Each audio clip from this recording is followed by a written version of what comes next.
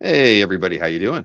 We've got an interesting show for you this evening, one that we don't get to do too often. We're always talking with collectors, we're always talking with artists, we're selling art, we're doing lots of different things. But tonight we're going to get to talk to Frankie Frazetta, the grandson of legendary Frank Frazetta, and we're going to be talking about the art museum, of which he is a curator, and also about a new book that is out there called Terror, which is the first in a series of books that's going to kind of cover different facets of Frank Frazetta's career in both comics and illustration.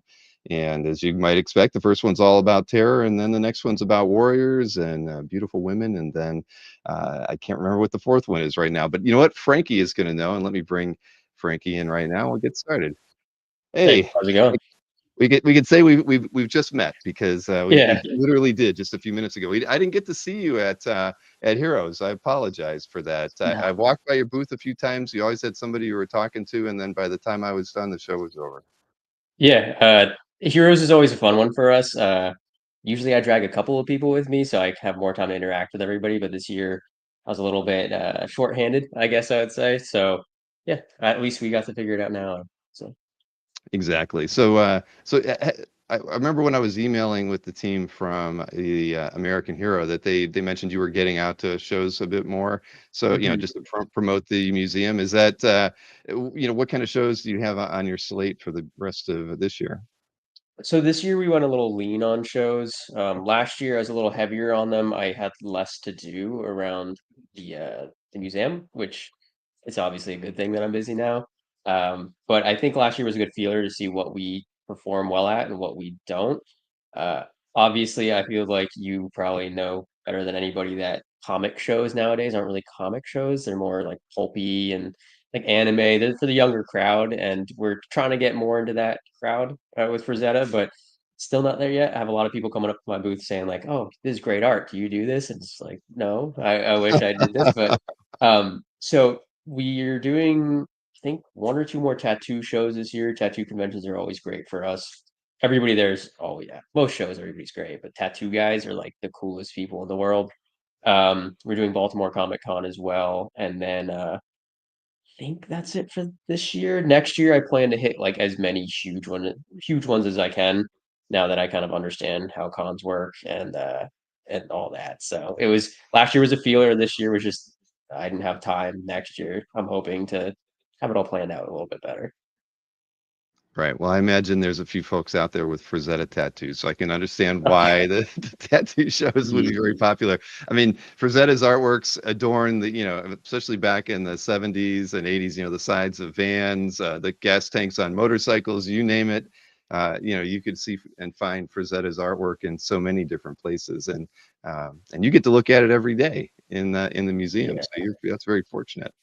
Jim did just did mention I'm going to OAF Con as well. I forgot about that one. But yeah, so it's I always tell people I'm so privileged to be able to like see his art every single day.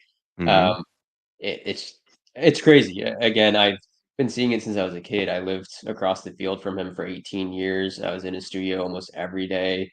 And even after that many years of seeing this stuff, they just don't get old. Like whenever we're a little bit slow in the museum, I'll just sit there and stare at what's in there, and it's just like it's always great. I think he's one of the only artists where I can sit there and really look at his art and just never get sick of staring at it. So yeah, and that's again that's why we're here is to give you guys the ability to see his stuff in person as well because you can't really do that anywhere. Unfortunately, when they get bought, they go into collections.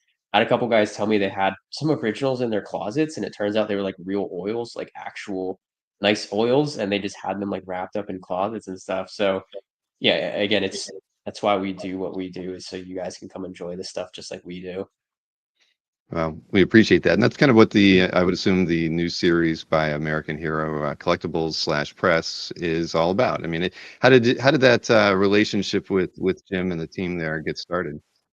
Honestly, just a nice little email to us, and we've been needing new books for a long time. Our old publisher, there's some issues, which I'm sure a lot of people know about that I'm not going to air out here.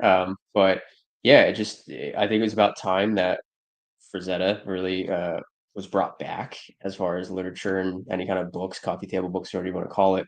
He really needed some more stuff and some more powerful things that just weren't done before. You have a lot of books that are, again, coffee table books. You're afraid to, like the Toshin book, I'd be afraid to even like pick that thing up. That's a Uh, tome. I've oh seen it, yeah, but that's yeah, I didn't want to touch it either. exactly. And I think with American Heroes books, what's fun about them is just so I brought them all to the show last or 2 weeks ago, and we had the soft cover, the hardcover, the deluxe, and Mhm. it's so funny that like nobody bought the soft cover. It was just all deluxes or the hardcover. And then when I tell people like these are you could tear the pages out. They're perforated, so you can frame them. And no, everybody's like, "Well, I'm not going to do that. That's ridiculous." Like, but that's the point of the book. At least the soft covers. Obviously, you wouldn't want to do that with the deluxe. But yeah, so American Hero reached out and they wanted to do this, and it's a great opportunity for us. It again, it's something new. We've never really been able to work with a publisher like this to produce great books. And it's just when when he pitched the idea, I was like, all right, this is gonna be kind of cool. And then he finally sent me samples. I was like, "Oh my god, these are the best Frazetta books I've seen," and I'm so excited to get the rest of them out to everybody. And it's always a pleasure talking to him and everybody else um, to get these books worked out. It's mainly them that do it.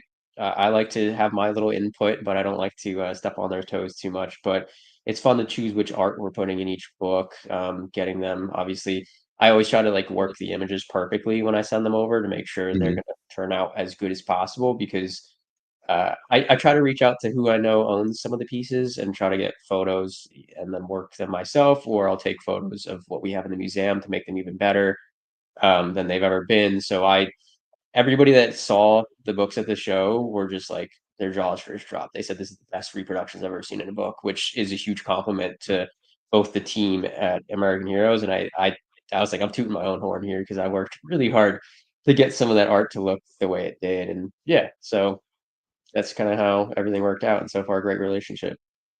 Exactly. I know you know, you're already working on the second book right now. I think Hmm. that's the Warrior one. I know I got some examples of that, but you know, we should let everybody know is we are doing a giveaway tonight, and actually three giveaways for just like Frankie just mentioned. There is a soft cover, a hardcover, and a slipcase edition. And American Hero was nice enough to send me copies of each. So we are going to give away three, you know, do three giveaways and of one of each to a lucky person in the chat. And to keep it real simple, I just decided to make the hashtag be terror because that's the first edition. So if you put hashtag terror into the chat, you'll be entered into the giveaway. We will draw the three winners at the end of the show today.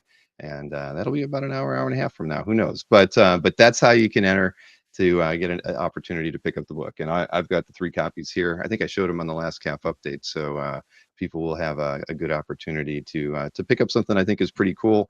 And I actually haven't opened them. I kept everything shrink wrapped. There was a gentleman named Richard Friend who had gotten a copy and did a really Hmm. nice walkthrough on his YouTube channel. So for those of you who already follow Richard, I would encourage you to check out you know, his kind of walkthrough on it. He talks, you know, probably a lot more eloquently about the artwork than I would, but it really gives you a great idea of what the book looks like, and it is pretty fantastic. And I agree, there's never enough Frazetta work out in the world, whether it's published in a book or available to hang on a wall. I mean, you know, you've seen how the auctions have gone of late, and you know, I keep thinking one of these days I'm going to get a small brute, you know, pencil illustration, and I'll be really happy. But it hasn't happened yet. I have tried a few times at auction, but I'm so upset because yesterday a bunch went up, and I sat around for like 4 hours. So I told my parents, I said, I'm gonna be in the house. Exam's open. If you need me, let me in, or like tell me to get in. There's a piece I really want to buy. I got up for not like 30 minutes. It had taken 3 hours to get through like 150 lots. There's 100 left to get to where I needed to be. It's like I'll get it for a half hour or whatever, no big deal. Get back and it's sold like the lot prior. I was gonna buy it. I'm so pissed, but yeah, it's insane how much this stuff is going for now, and like we are trying to repurchase stuff, and even though the business is growing, I feel like the cost of his art is just growing even at a faster rate. It's mhm. appreciating more, so it's like I'm in the same boat as everybody else, where it's like I'm trying to also collect this stuff. So I hope everybody that wants a Frazetta eventually gets to have one. There's a lot to go around out there. Like I said, probably like 10, 15 pieces were up this weekend. So it's just, yeah, I'm with you though. I want more and more of his stuff. Exactly. And it's great that the museum's trying to buy some pieces back too. I mean, like the Charles Schultz Mhm. Museum for the longest time was buying back, peanuts Sundays and dailies that, just because so many had sold over time. And then when you want to really actually have a really nice breadth of material at the museum, that's what you have to do. You have to go back and Mhm. try to pick those pieces back up. Yeah, Jim, donate your art to the museum before you croak. Okay, We that's actually, yeah, we have somebody who did say he's going to donate like a very nice. It was one of the like nice Burroughs inks. He was like, I already have it in my will that it's gonna go to you guys when I'm gone. I'm like, that's insanely generous of you to do so. So yeah, if you ever want to just donate, or if you're looking to sell your art and you don't want to have the auction house take a huge chunk of it, feel free to reach out because I'll, as long as it's something I'm interested in, I'll buy it at this point. But I'm sure you've already seen my walls in the museum are like packed to the brim. We actually plan on making or building an extension in the next year or two so we can fit. I have so much more stuff in the house that I Mhm. don't have on display that I would like to display. It's just zero room in the museum, which again, another good problem to have. It's just it sucks to not have things in there for people to see. Right. Well, and where are you right now? Because you're not in the museum. Yeah. So I'm actually in my grandpa's studio. When they passed, we ended up getting the property and the museum. And then yeah, I ended up moving in here a year or two ago. And what's actually really cool is a lot of the prints that we make. So we have our own like in-house printing like operation, I'll call it. Hmm. And all the prints that we sell to people, other than the vintage ones, because those are old, they're printed in my grandpa's studio, which is again, like some people will care, some won't, but I think it's really cool. So yeah, this is his studio. His easel used to be like right back here. His TV was over here, and he'd just sit there and watch. Actually, where I'm sitting is where his couch was, and he would sit back and watch. His TV used to be where that cabinet is. So yeah, the studio's full of art right now. I just bought a bunch of Ken Kellys. So all of that, Ken Kelly, all these are Ken Kellys. So I just have nowhere to put them right now. Wow. Yeah, I'm a fan of Ken Kelly's as well. You have his easel in the art Mhm. museum, right? Yeah, so his kids, he passed what, 2, 3 years ago now, Hmm. and his kids didn't really know what to do with a lot of his stuff. And he had a manager who reached out to me and said, "Hey, I have a lot of Ken's stuff. Do you want his easel?" And Ken was my grandpa's only real apprentice. Not that my grandfather knew how to teach how to paint, but he said, if you want to come over and like watch me for a couple of years or however long, go ahead. And Ken did. So yeah, I said there's no better place for Ken's easel to rest than in the museum. So that's in there. And like I said, his kids kind of didn't want some of it. So I said, I'll buy whatever you don't like want anymore. And then if you want the rest to like be in the museum to display for people, then I'll do that. But his stuff's so big that it takes up a lot of space in there. So we're trying to choose what to put in there. So it's not really, we had behind me is this dragon piece. It's 48 by 48. And it overpowers it. So it's huge. Uh, Oh my gosh. so Yeah. yeah, I just like we had it in the museum for a while, and I was like, I can't have this in here anymore because it just like you couldn't see anywhere in the museum. So we brought it back in here. I gotta try and find a frame for it. The frame's gonna be like $1,000. So yeah, so Ken again, I eventually my brother and I have talked about it. We want the museum to eventually, if we have a lot of space, let's just say, I want it to be more of like a fantasy museum where we can have other artists in there among my grandfather. Uh, Hmm. like again, Ken Kelly, if we get Jeff Jones, Wrightson, if I ever get to be able to get a St. John or a Foster, that'd be great to have in there. But there's no reason like everybody who's a fan of Frazetta is a fan of the other guys, whether it's Vallejo or whoever it is. And it would be cool, I feel like, to at least have one piece from each guy so you can really kind of compare and see how Oh each of yeah. them did different things. So but yeah, so we have Ken at least, and most of this stuff's just gonna hang in the studio a little bit, and I'm gonna have fun with them while I can. Here, I'm going to show a picture of the museum just for a second, and Yeah, go ahead. I'm not quite sure. This is from the outside, though. So, Mhm. the thing was, I couldn't when I was trying to do a little bit of research. It's like, when was the museum actually constructed? Mm, 2000. It officially opened in 2000. So there were galleries before this museum. There was one in Florida, and my grandparents didn't like they just vacationed down there. So it wasn't like it was open all the time. And I honestly don't know why they even opened it in Florida, but they did. And then they brought it up to Stroudsburg, which is where we live. They had a big, they bought a Masonic temple. It was huge, like a huge building in town that my dad had a golf shop in, and my uncle had his costume shop, and that costume shop is still there. But on the third floor was a gallery. On one of the floors below it, there was a fire, and my grandparents said, "Okay, enough's enough. Let's actually get these things into a real museum." It's like bomb. We actually, when like 9/11 happened, we were using the museum as our like bomb shelter because we didn't know what the hell was going on. But yeah, so that was built in 2000. Grand opening was 2001, and it's just been there ever since. Like it closed down in 2010 when my grandparents passed, and we reopened it in 2014.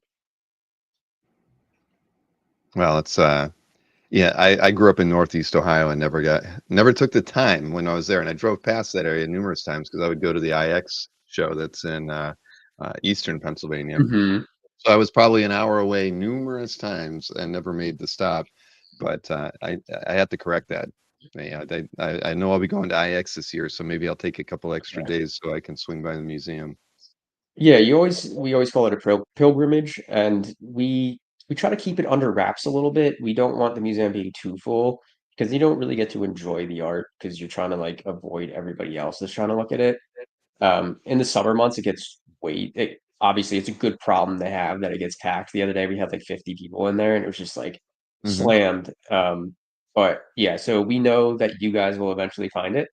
Um, so we try not to keep it super advertised. It's more fun to have an intimate space where you can find it. Like if there's 50 people in there, one of us has to be watching people, the other one's giving tours, the other one's checking people in and out. So then you Hmm. don't get a chance to really come up to any of us and ask any questions you want because like what other museum can you go to and ask like the kin of the artist like any question you could ever think of? And I'd like to think we're more knowledgeable on Frazetta than most people. I know there's a couple guys that even I refer to. I'm like, hey, what about this? But for the most part, it is a nice experience, I think, for Frazetta fans to be able to talk to us. No, without question. Yeah, no, it's I, every I've seen a lot of photographs from other artists that have gone there, like when Jessica Hmm. went there, and several, many other creators, and they all just, feel it's one of the most amazing experiences to see the works in person and to have so many of them still together, which is even Hmm. more amazing. There's not many of the major pieces are out there in public's hands. It's just it's great to have that opportunity to see that all that work there in the original setting that Frazetta envisioned. So that's the thing that's most wonderful, because a lot of Yeah, a lot of creator stuff is just scattered throughout other collectors' hands, other museums. It's hard to get a retrospective, but you can literally get a full retrospective of his career just by going to the museum, seeing everything from his early illustrations, even prior to that, right? From when he was hmm, a young child, which I think we'll see in the video that we're going to show in a yeah, little bit. But yeah, it's just it just it's a wonderful opportunity, to see that work, and I'm jealous. I can't tell you yeah. how jealous. Again, I'm super privileged to just whenever I need like a minute and I need like a break from things, I'll just go in the museum at like midnight, and it's just so like calm and nice in there, and I don't know. There's something about it that is like very special, and like I said, after even 30 years of seeing this stuff, it just doesn't get old. And there's so much. Again, I've seen a lot of art in my life, at least in the past like 3 years of working at the museum. I've seen a ton of other artists, and not taking anything away from their art because again, I love Ted Kelly stuff, obviously, but there's something about seeing a Frazetta that there's like it's not just art. You feel something when you look at them and when you really observe them. It's like emotion pouring out of them. You could feel essentially what my grandpa put into him. And it is really weird to say that. I'm not that type of person to say things like that, but everybody I've talked to says the same exact thing. Like there's something that when you look at them, you just feel. And it's I don't know, it's just special. And being able, like I said, to I'm so privileged to and I'll never take advantage of that fact that I just get to look at these cool paintings whenever I want. Right. I remember in the Painting with Fire documentary, Joe Jusko said something about how Frank was able to just capture the most optimum moment of every character in the piece, whether they were expressing rage or fear or awe or death, whatever it was. Frank could, he was able to get it. A lot of artists, maybe they're half a second one way or the other in a scene, and it just doesn't have the same impact. But that was what, Frank's work really had. And, when you look at his work, I think that's what continues to make it have an impact on creators today. It's just that, he had that touch. He had not only was he an amazing painter and colorist, but he could capture a moment. And, reading through things, I mean, he wouldn't even read the books that he was making book covers for. He was like, I'm going to do it the way I feel it's right. And because I know what's right. And and people accepted that. And, but not many creators could have that kind of sway or control over things, but there was a lot of trust there, and but he delivered. That's the thing. And it's funny now that again I'm in the business. Before I worked here, I had no idea what the art was used for. I just knew like he did some book covers, like some people use Hmm. it for album covers, magazine covers, but not enough. Like I thought a lot of pieces were just painted for him, right? Like they weren't published or used. And then as I've started to learn, I'm trying to read the books that they were covers for because I feel like that's pretty important to learn what the usage was. Literally, the cover you don't even see in most of the books. Like, either the Hmm. characters don't look anything like it, or again, the characters are changed, the scenes aren't changed, and it's like you're sitting there waiting to find that great scene from the painting, and it just never shows up. You're like, "Oh, okay, well, that's interesting." So, like you said, it is funny that people essentially trusted him enough or knew that the cover was going to sell their book enough to where it's just like, "I don't care what you have, just give me whatever art you can produce and I'll Hmm. take it and it'll work for my book." So yeah, it's really funny again to read the books and just feel like this is nothing like the cover. Yeah, and there's nothing wrong with that. But that where was it? I was looking at some of the previews from here, and I can just highlight this from the upcoming Warrior book, and Hmm. there was a section in there by Liam Sharp, who's a well-known comic book illustrator, last 20 years. But he talked about when he was 9 years old, just sort of getting into comics.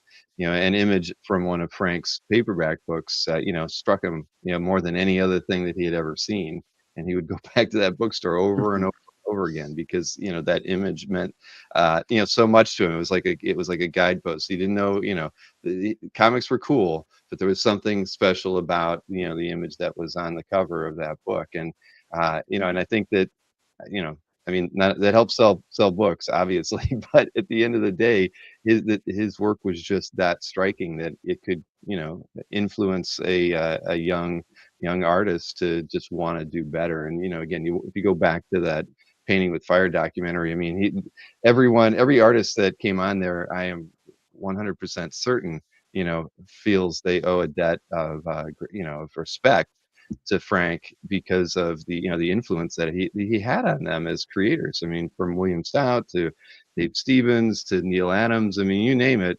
They all were just spoke so highly of him. I know it's an old documentary, and hopefully. Yeah. Oh, we lost your camera though, Frank. No, I turned it off for a second because Frank Jr. is out with his raccoons right now, and he's just shining the camera in the studio, so it looks like a UFO is coming to Oh, abduct well, me. I saw that. I didn't want to say that the ICE agents might be coming in and knocking on your door in a minute, but Yeah, Frank Jr. is very much Snow White, we like to call him, because he has currently a family of raccoons that he goes out and hand feeds. So I think he's just wanting me to come look, but obviously I can't get up and look at his little he raccoon didn't get family. the memo. Yes, No, that's but no, with Liam, I don't know if anybody like Liam's insane.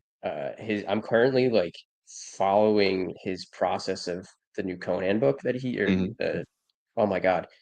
I've never like fangirled so hard over an artist except for right now. And the stuff he's putting out, the one piece he put out, and again, like I don't want to toot Liam's horn right now, but he put out a piece that looked exactly like a Dore, and I'm a Mhm. huge Gustave Dore fan, and I was just like, dude, if you ever sell that, please reach out to me first, because I will do whatever I can to get that.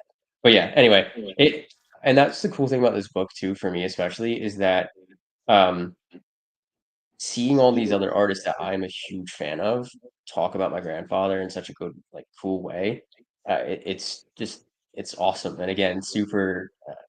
I don't know. There's like no words to describe that. Like in the Terror book, you had Brahm and Palumbo. I played Magic the Gathering for a long time, and Palumbo was a great, like one of my favorite artists for Magic before I even really knew who he was.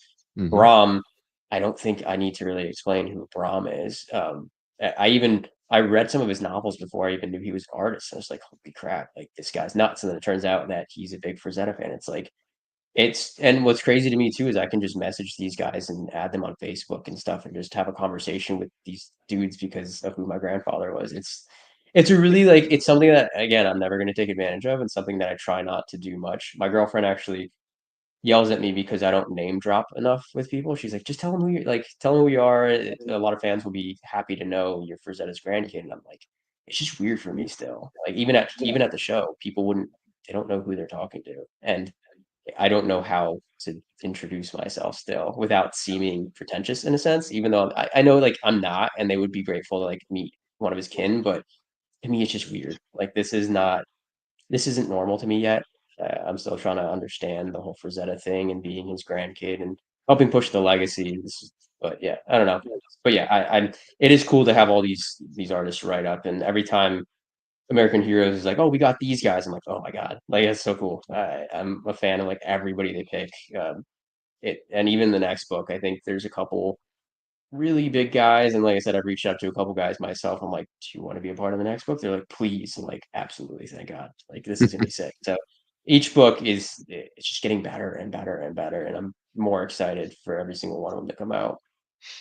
Right. I think Bisley wrote the forward. And Yeah, I yelled at Biz for this too. He was taking a while, so I texted him like, "If you don't have this done, I'm gonna come over and fight you." He's like, "Oh my God, I'm sorry." Yeah, so Biz, I'm so excited he was in this one. I don't know if Bisley's somebody you want to go out and fight. He's a pretty big guy, but you know, I don't care. I'll do it. I'm Italian. I'm a little guinea. We'll do it. there's no give up, right? Yeah. Yeah, Man, that's funny. But you know the thing is with Frazetta, I mean not everybody can, you know, have the opportunity to leave a legacy, right? I mean that's something that Mhm. everybody kind of dreams of, and you know some people you know reach that level at certain degrees here and there, you know, but there's not, you know, there's not a creator or an artist today that doesn't know who Frank Frazetta is, and hasn't been influenced by his works one way or another.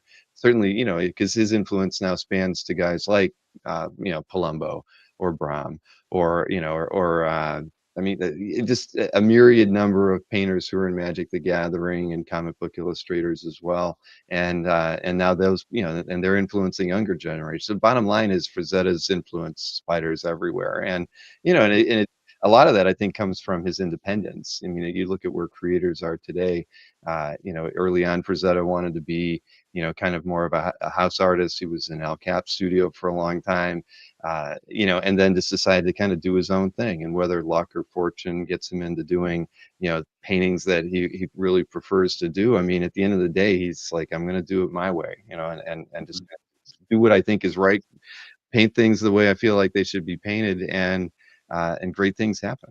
I mean, And I think that's yeah, I think that's what made him Frazetta too, was that he didn't fit the mold that everybody at that point was kind of trying to conform to.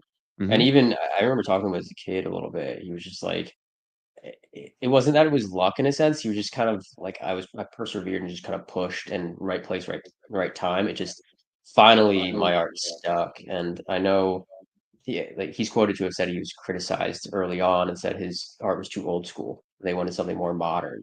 And he just kept doing the old school type thing. He loved Foster, he loved St. John, and it's just he stuck and kind of he emulated them in his own way. Again, he grew up as a fine artist. He loved fine art.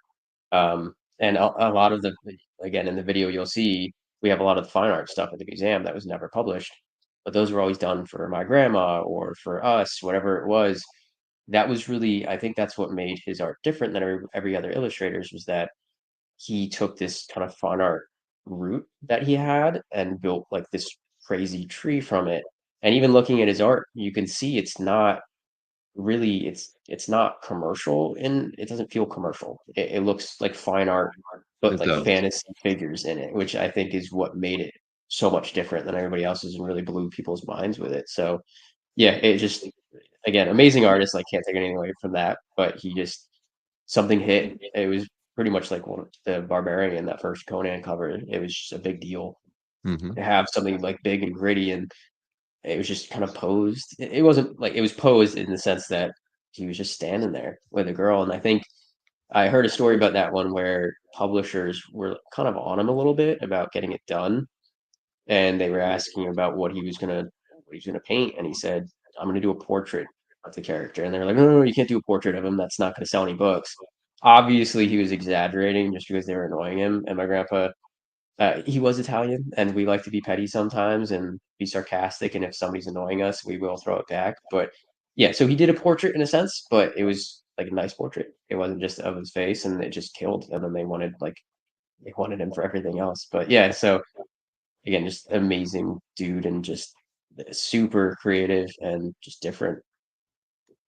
Did he ever give you any life advice? Or is there anything, I'm just kind of curious because He, you it's got so to hang yeah. out with him while he was working.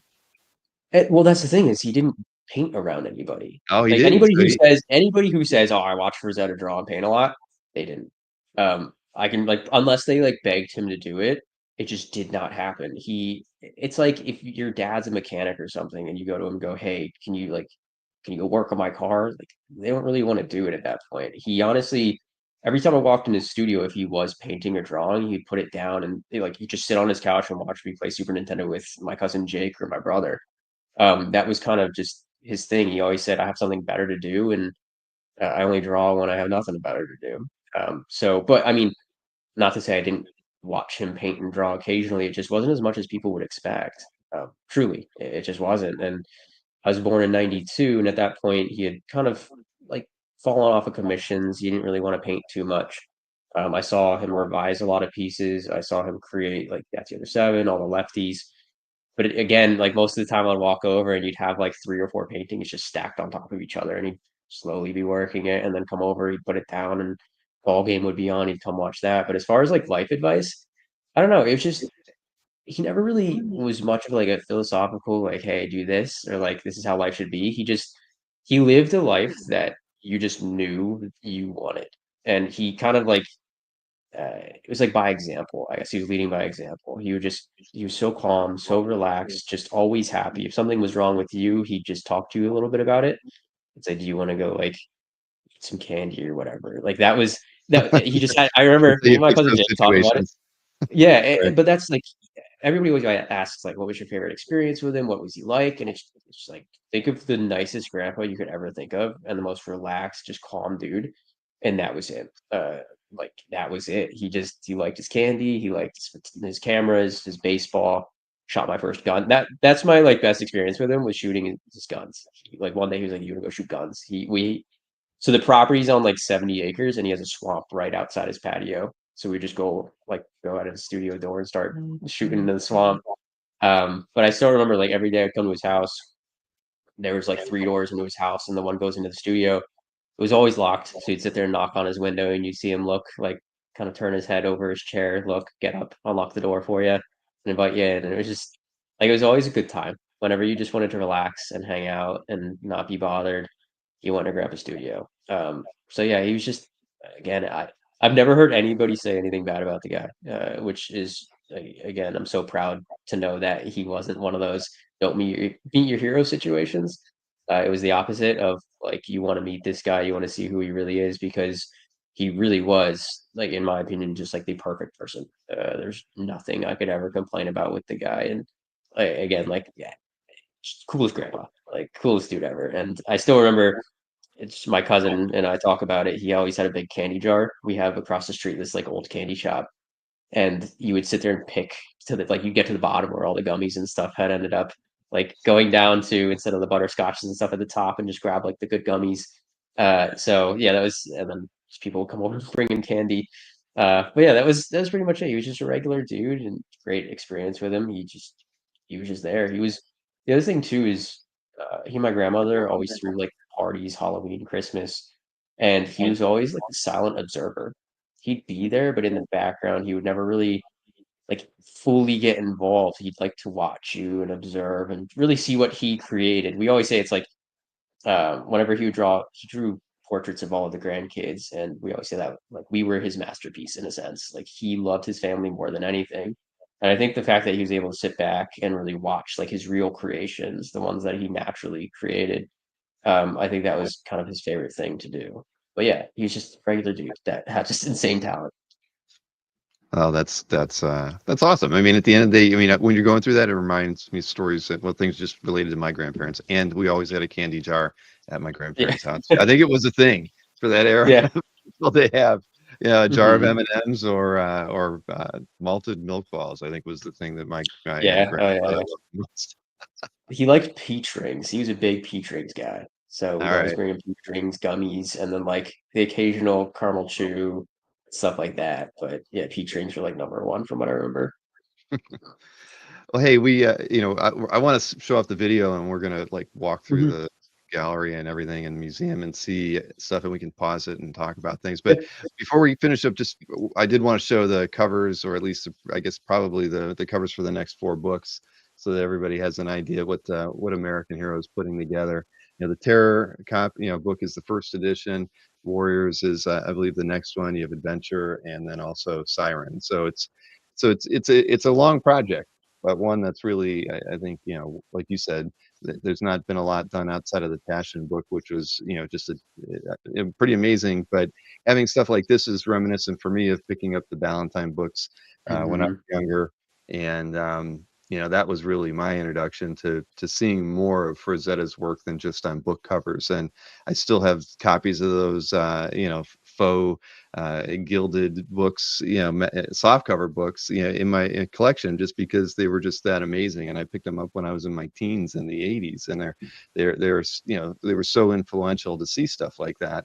And yeah, but so this is I would assume probably for anyone who wants to kind of follow the progress on these books. Then the first one was kickstarted, but I would imagine over at American Hero Collectibles, and Jim could correct me if I'm wrong, that you could probably sign up for a newsletter list there to kind of stay on top of any future editions that come out, what the schedules are for those. And I know I'd put the link in the chat earlier. I'll do it again so they can actually bookmark and go right over to the page that has more information on picking up the Terror edition, whether you want the softcover, hardcover, or the slipcase edition.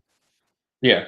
Um, about the Ballantine books and stuff, those were always like top for Zeta books. They still to this day, everybody loves those. And I feel like Jim and the guys over at American Heroes are touching those. I've had a lot of, like I said, a lot of people are just like, these remind me of the old white, they call them the white books, the old white books that they had, so the testaments and stuff. So to me, that's a huge compliment. That is probably the best compliment you can receive when you make a Frazetta book. So again, it's great to hear. But yeah, as far as newsletters and stuff, Jim has a lot of stuff. We obviously have our site. If you subscribe to our email list and stuff, we will make sure to send those out when we get the books in. We still have a bunch of the terror books over at FrazettaMuseum.com if you want to grab some. We just restocked our deluxes because those sell like crazy. So yeah, That's great. And I did put a link to the Frazetta Museum in there. And I did sign up for the shoot. mailing list about an hour before the show. So I'll be able to You'll stay get on top you of get stuff. like a whole email every week or two. I hate dude, I hate getting spam. Like it's just some websites just hit you every day. That's not me. I'll do like once a week, once every 2 weeks if we have something cool coming out or a nice sale. But other than that, it is not me who likes to spam people. It's weird. I hate that stuff. No, no. Once a week is fine. I mean, that's what you kind of expect when we go into to do those, when you sign up for a site like yours. You got to go chase a raccoon out, or is He's good now. He is aware that I'm in an interview. But yeah, no, it's yeah, that's I don't know. I feel like it's the worst way to run a business in a sense because there's obviously data behind like hitting people with a bunch of stuff, but I don't care, man. It's just not me. I want to run a business where I'd be like, okay, that's cool business to follow. They're like they don't shove stuff down my throat. So, but yeah, right? Well, I saw somebody in the chat. We've done meetups in different places in the past, as a community from comic card fans, and we went to the Billy Ireland Museum that's in Columbus, Ohio. There's a lot of nice Hal Fosters there, Frankie. If you're ever in yeah, Columbus Monday through Friday, because it's only open during the week, I would wholeheartedly encourage you to go there. They would probably, if you told them who you were, they'd probably even show you some Frazettas that they have in the collection, because they so have cool. I don't know how much art they have, but it is the largest collection of comic and illustration and narrative artwork anywhere. I mean, Bill Watterson donated all, everything he had other than like 30 pieces that he sold. All of the Calvin and Hobbes strips are there. There's files of Hal Foster Sundays, and there's, they're like 2.5 feet by 3.5 feet. Just Yeah, amazing stuff to see, and they'll show you whatever you want. that's sick. It's pretty amazing. Yeah, But I've been trying to. I follow the Hal Fosters, and I'm like, maybe I can afford one. And every time I think I can, I can't. It's like, wow, okay. Eventually, I would like to have one for my collection, but a little far away for that still. exactly. I mean, yeah, I won't get into it, but yeah, it's interesting because as a hobby, we talk a lot about the longevity of artwork, and that, when people, when eras of collectors die off that remember the work, no one's going to care. Try to buy a Mhm. Hal Foster Sunday, and they're not selling for 10 grand. They're not selling for 20 grand. They're selling for Mhm. 50, 60, 80, 100 grand, depending on what the material is. And that's stuff that none of us grew up on. I mean, my mom Yeah. wasn't born when Hal Foster was doing that stuff, and she's 85. So, that bottom line is that, good work will always, be desirable. It doesn't matter Mhm. if the people who were reading it, the books that they were from, or seeing the covers that the work was painted for, are long gone, and you don't even remember seeing it on the bookshelf.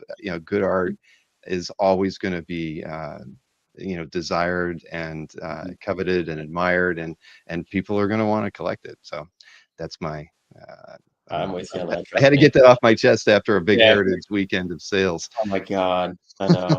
I was watching all week and I'm like, man, this is nuts. So yeah, it's always fun when they have those big ones though. It's always have like a bunch of art tracked. And I always try to place guesses on what everything sells for, at least for Zetas. And I'm pretty this Have to. weekend I was almost spot on with the Buck Rogers, and I was literally spot on with the other oil painting that went. So I was pretty impressed with myself for guessing those. But yeah, it's always fun.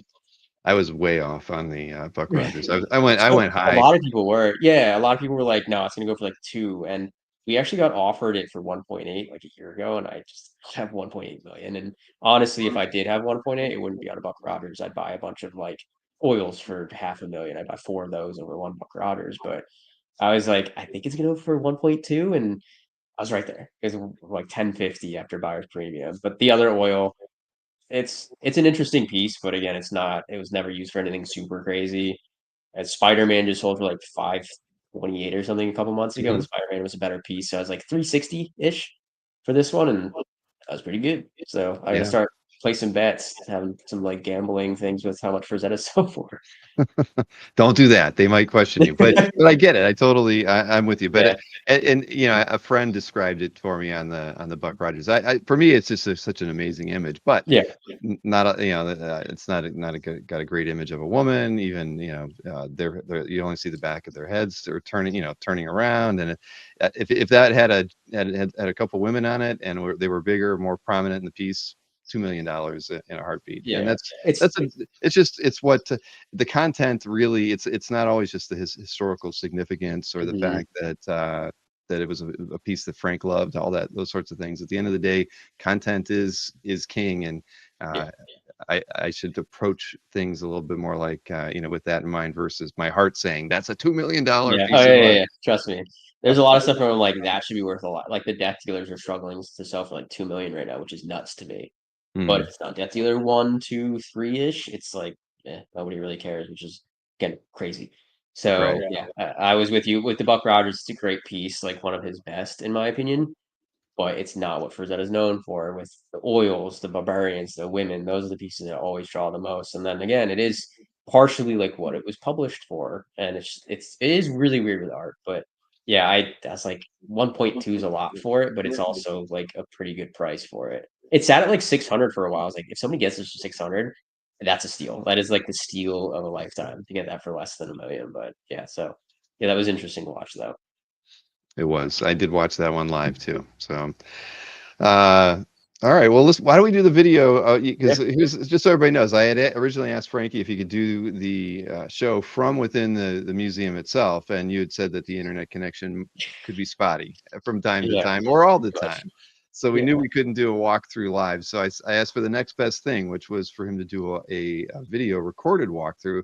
And I don't know if he held a stabilizer or something, but he did a very good job. My phone, yeah, my phone's got one baked in, thank God, because Well, that would be bad if not. I'm envious now. That gives me a reason to upgrade from my iPhone 10, then, because Yeah. I was sure you had to have done something to keep it as smooth as you did. So Yeah. we've got a video, and I asked him not, not to record any audio, that we could talk about things and pause the video while we're looking at the museum. And so that's what we're going to do. I think that's, I mean, again, not having been there but seen a lot of photos, it's still so different to actually walk Yeah. through the museum. Hmm. Yeah, and you were right. You don't have any wall space for No, there's nothing, man. anything. Oh man. So here, let me get this highlighted up here. I'll pause this for a second.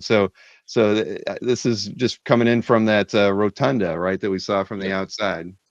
So this is the turret, as I like to refer to it. So yeah, so it's a nice kind of like wide view of the museum. In the front here, we have a lot of his awards from like a million different places for being an illustrator, whatever it is. The Milton uh, Canfo one. So yeah, it's kind of the turret, and then we have a little sign-in book where you can kind of sign that you've been here as a guest book. So that's always fun. For my grandma always had the guest book, so we wanted to continue that tradition for her. And then off to the right is where we get you checked in, and that's where a lot of our merchandise and stuff is. Awesome. So do you let people take photographs while they're in there? We used to, and then somebody came in with a literal like digital camera and a tripod and started taking photos. And after that, we started noticing a lot of counterfeit stuff go up online. And at that point, I just said, "Hey, let's not." However, like we do have on that sign saying no photography, but if it's with a phone, we allow you to do like wide shots of the museum, no close-ups of the art. You can do like a wall, whatever it is. But yeah, it it's one of those like it takes one bad apple to screw it all up type deals. So yeah, unfortunately, we had to pull back from the photography to an extent. If you want to take a selfie in front of one, that's fine, but no like super close. And phones are so good nowadays. I could scan the art with my phone.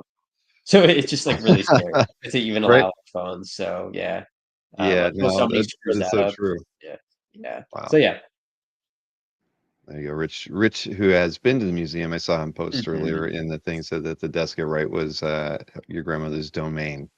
Yes, that is where she sat. I remember as a kid, she hired my brother and I to be greeters, and that's where we sat a lot of the time too, just kind of walk people in, get them checked in, and yeah, it was a fun place. She definitely this was the whole museum was her domain. This was her. Uh, that was her baby, to be honest. I think she cared much more than my grandfather did about the museum and about his career in general. So yeah, this was all like I'll say 80% Ellie. She really pushed for this. And who did they work for, with on the design of the museum? Do you know? I think my grandfather and my dad did the architectural design. Wow. So yeah, my dad even talks about it. Those like three inner walls, they were gonna do the same length on each wall. My dad said no, stagger them out, like taper them out. It'll look a lot better. So yeah, my dad and my grandfather, and even and like this first clip here, if you walk in the back, like I'll show the bottom corner of that first wall, you'll see a lot of like drawings of a house. He just liked designing homes and stuff. My dad and him loved architecture. So but yeah, so it was him and my dad mainly. And then the Spanish design, that's just how their homes and stuff were. But yeah, so this first wall, these are those fine arts I was talking about. So on the Mhm. left is grandma, there for everybody to see. The pieces on the right of her are her mom and her stepdad. And again, my grandma loved my grandfather's art, obviously, but she liked the fine art stuff. That's just where she was. She didn't really, not to say she didn't care for his illustrative art, but she just loved fine art. And then, so yeah, uh, you'll notice the self portrait there in the middle. You'll see in a couple pieces in the museum. They're either gonna have a white dot on the corner of the frame, or they're gonna have a green tag. Those are reproductions.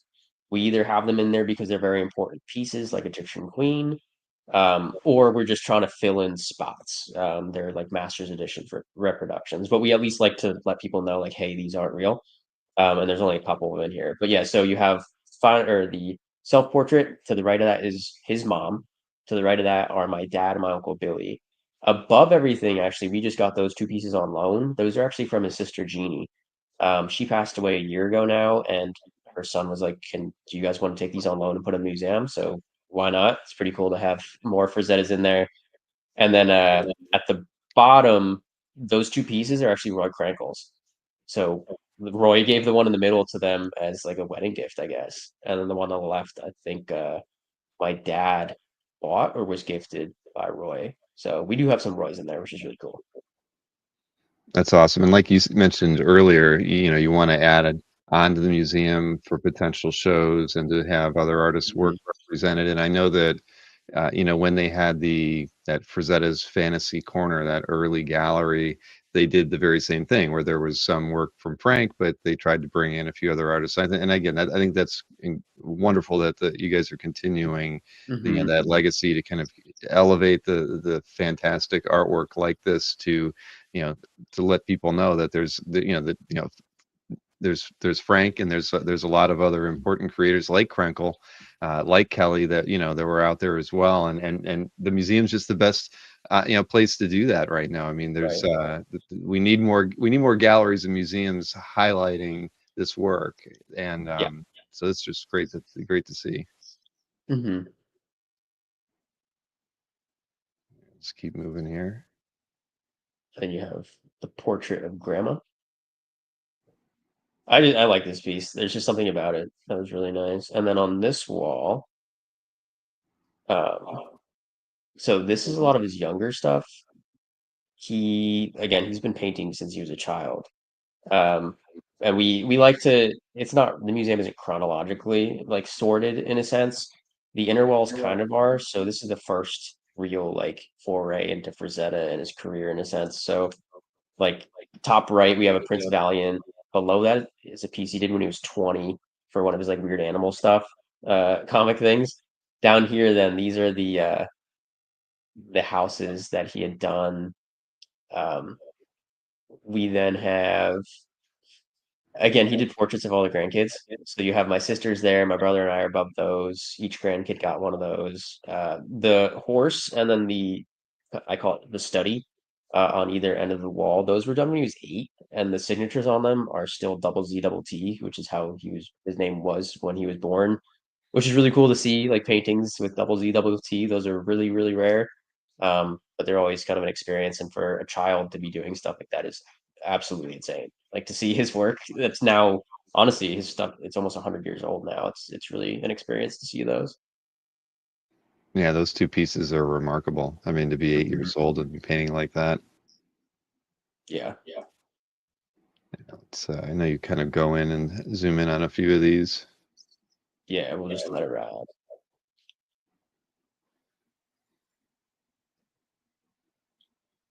This I love, just because it's a note to my dad that he had written. My dad was at summer camp and he just wrote him like obviously he sent him a letter and it was just like, hope you're having fun at summer camp. And it's just like, and then he drew little dinosaurs and stuff at the bottom. I don't know. I found that in so we discover stuff in my house still because again, this is where my grandparents lived, and I just found that one day in the cabinet. I was like, this is really cool. So yeah, uh, it's just cool to see something like that done for my dad. I don't know. Yeah, that's awesome. That's Hmm. really that's, oh man, very cool. This piece we actually just got. Um, that was somebody had it, gave it to me because he knew it was of my brother and I giving my grandma a baseball. So we got that last year, and I'm really happy to have that one back. I knew about its existence.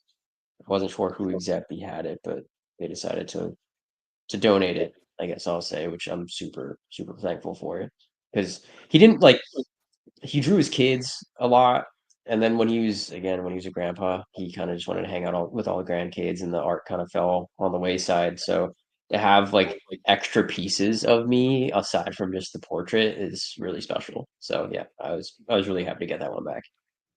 No, it's a great gesture by somebody knowing that putting it back where it belonged. Mhm.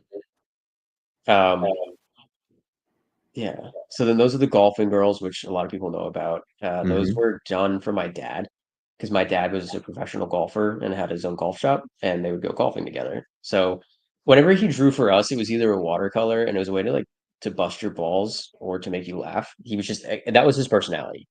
Everybody, you look at his oils and you think this guy was like insane. He was super like you think he was this big tough guy, but in reality, he was like the nicest dude. Like I said, and he would always want to make you laugh with his artwork. So he drew these girls with huge busts. Awful. And again, it just makes you laugh. It's fun. It's lighthearted, and that's really who he was as a person. So these again, I think what's really cool is again, everybody wants to see the oils, but then when you come in the museum, you get to see these rare little things that are just cute and fun. It's like Frazetta, the guy that did, the Death Dealers, drew stuff like this, and it's I don't know, it's really cool to see that kind of thing. Oh yeah, no, without question. A lot of us love process, and you get to see a little bit more process in a Yeah. watercolor piece where you're going to be able to see the pencil and the brush strokes and all that stuff. But this is cool. Mhm. Seeing Snowman here. Yeah. So we have this is one of the covers of Snowman. We actually have all 72 pages of Snowman. It's just I don't know where to put them because it's 72 pages. But to see this, where again he's a kid, he's like 16, 20. He was first published doing Snowman at 16. So to see a kid do stuff like this, he obviously had Dave Quinta or John Quinta, I can't remember his first name, but have him mentoring him, but still, like, nobody these days can ink like this, and he's a child doing it, which is absolutely crazy to me. So these are always fun. I brought a couple snowman uh, paintings or like little things to conventions last year, and it's always fun to see people's reaction to them because, again, it's not like you don't expect a Frazetta to be this little snowman fighting Nazis and stuff. Yeah, John, that's what I thought. Okay, thank you. Yeah, no, no. I mean, when you see these, I mean, the brushwork's amazing on it. It's just not what you would expect for somebody so young. Yeah. And it's cool that you own that much. Yeah, again, it's like it's crazy. I just don't know what to do with all of it, which is again a good problem, but yeah, there's a lot. So these two, it's a fisherman, and I can't remember the name of the dog one, but we bought these last year from Jeannie's son. So my grandpa's sister's son. Jeannie died. These were in my grandpa's mom's home, uh, until Jeannie passed, and he said, "Hey, do you want them?" I said, "Absolutely." So we went up, bought them from him, and they're here now. So the one on the left, I've been told I didn't even think that was a Frazetta because it's not signed. I've never seen it before, but in the documentary Painting a Fire, it's in there. Or Painting with Fire, it's in there. So I'm like, okay, it doesn't look like a Frazetta at all. Obviously, it's old, it's fine art. And even with the fine art wise, it just doesn't feel Frazetta.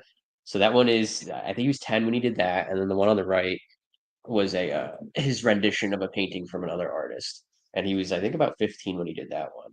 But again, I've always seen photos of at least the dog one, and I was like, I need to have that one. It's just one of those like family paintings that everybody knows about in your family, and like I wanted to have be the one to get it at the museum. So I'm super grateful we were given the opportunity to purchase these two. That's great. And that the dog piece is pretty large, it looks like. Yeah, it's bigger than most of his other oils, to be honest. And we're looking to restore it. It's definitely seen better days. It's just very scary to trust somebody with a piece like this, even though like monetarily, again, it's not $1 million piece, but to have something that's my grandfather's and risk it, even if it's just cleaning off the tobacco, because there's definitely tobacco and stuff all over it, and just getting the varnish cleaned up, it's still scary to me. It's like, is it Hmm. worth the risk? But I'm considering it for that piece because I think cleaned up, you'd really bring back the blues and the whites. It's obviously you can see the varnish has yellowed at this point. So, Exactly. but yeah,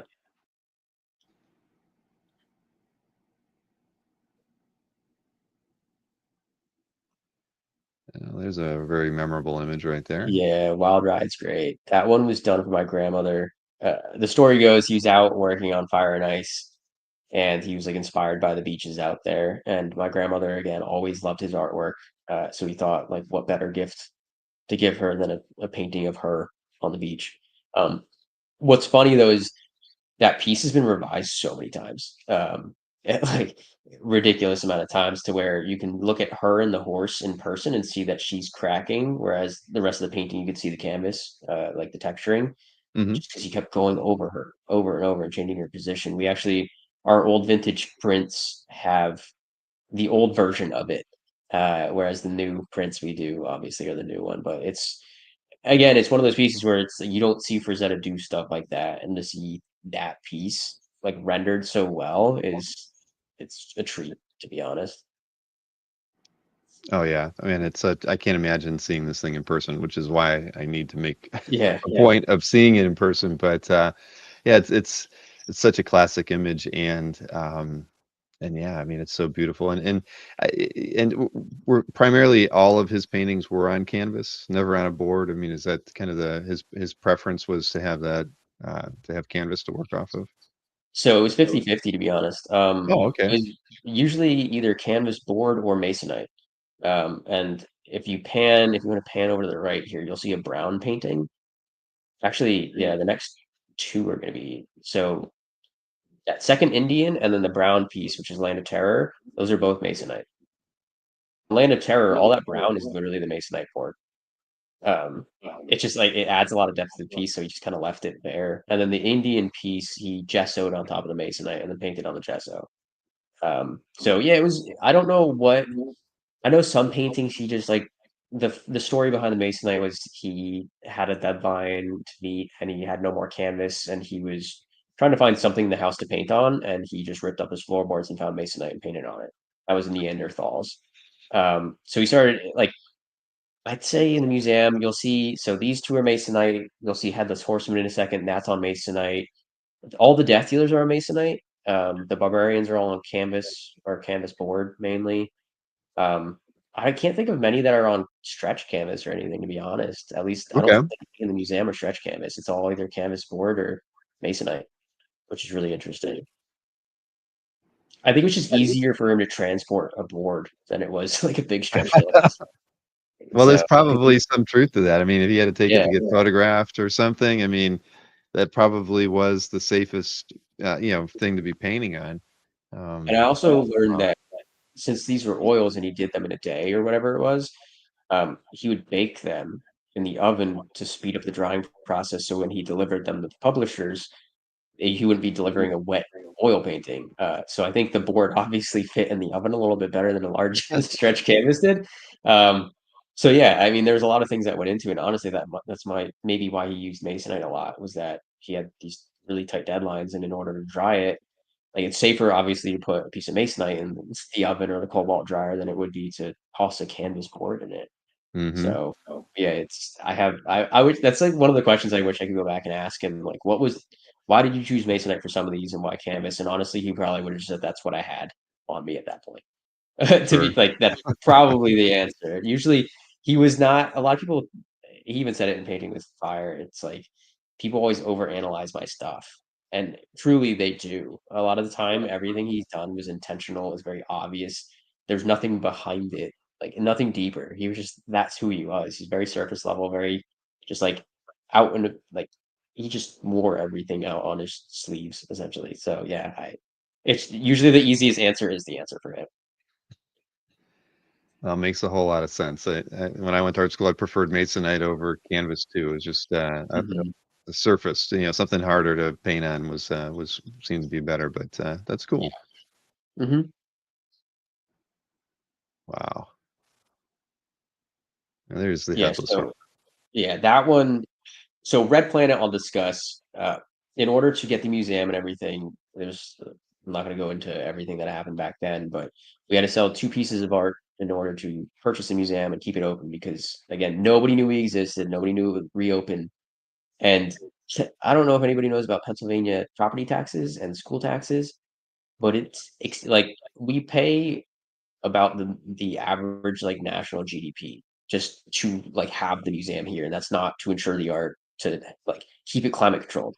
So in order to do that for the couple of years, we had to sell two oils, and Red Planet was one of the ones to have been sold, unfortunately, because I love that piece. But yeah, so that we still have in there just because it's like it was part of the collection.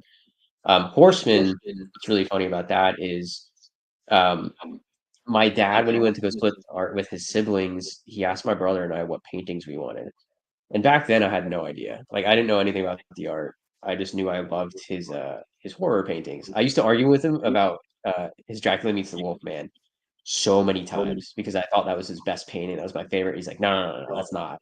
we'd fight it. But anyway, I told my dad to get me one of the Horsemen, so that one was my pick, and I actually picked the other Horseman, which is orange and more like festive. But I'm really glad we ended up getting the blue one. It's just this gorgeous like purple. It's so deep, and I don't know. There's something about the blue in it that I love. So yeah, that one's like mine. I consider that one mine. Yeah, it's wonderful, man. Mhm.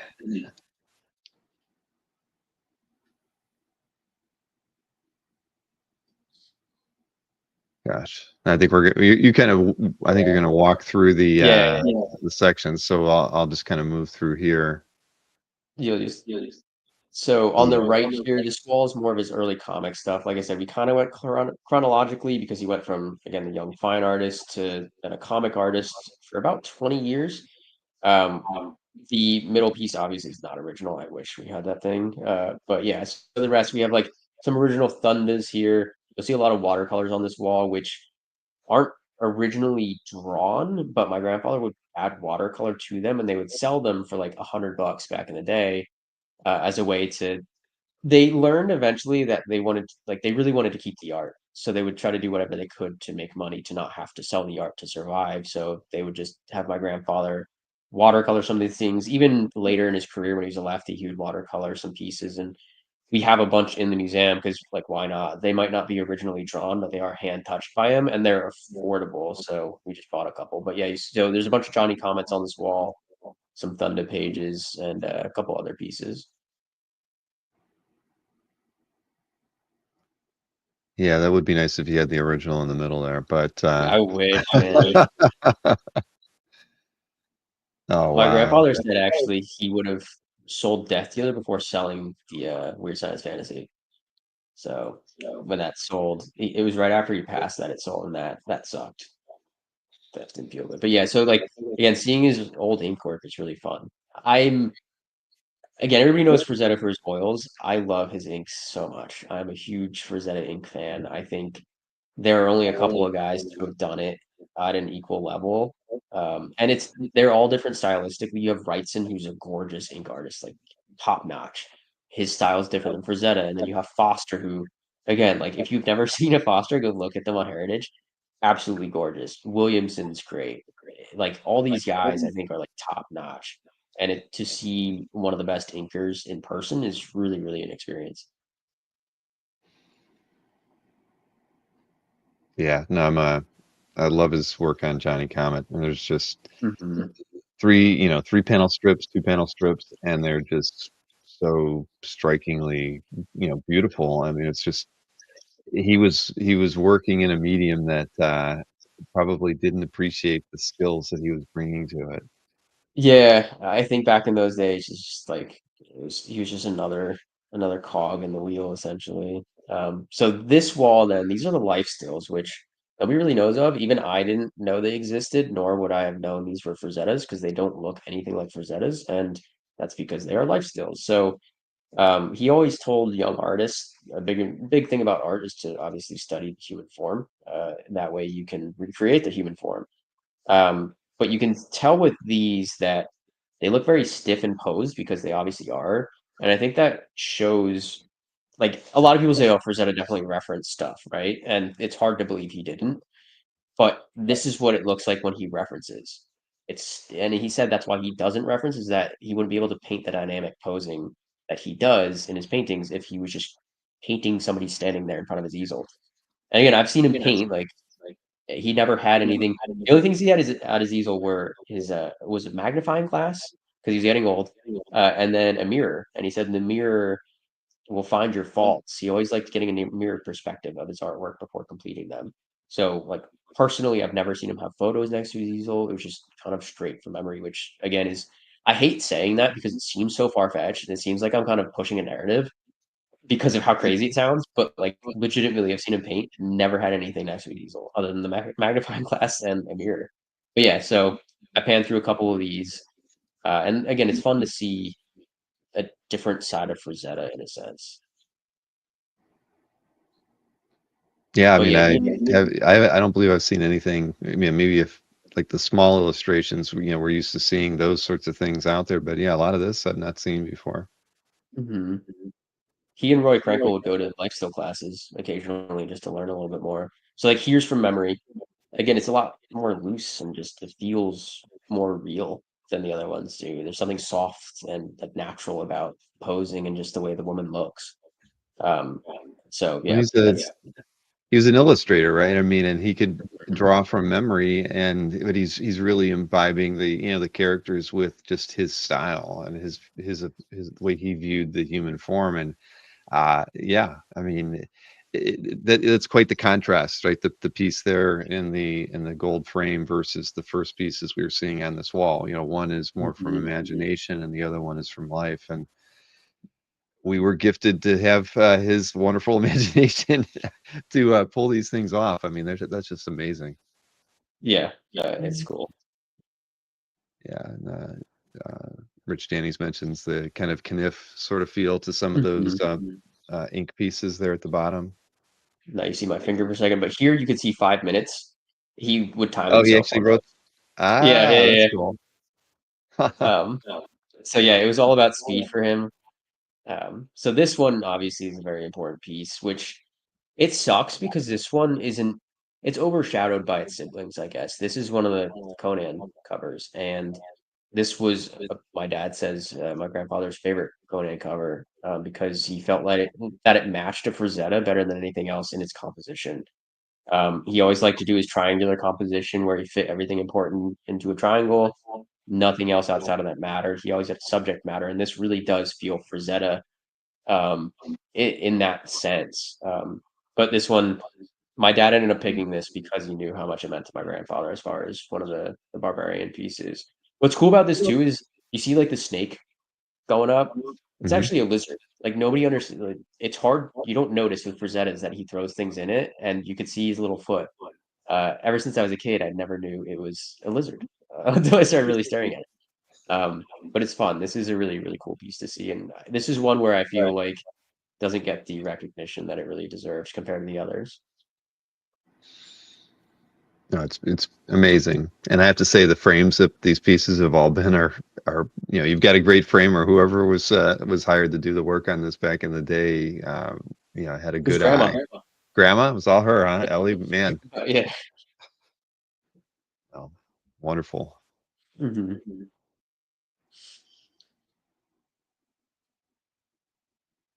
And these two are really fun.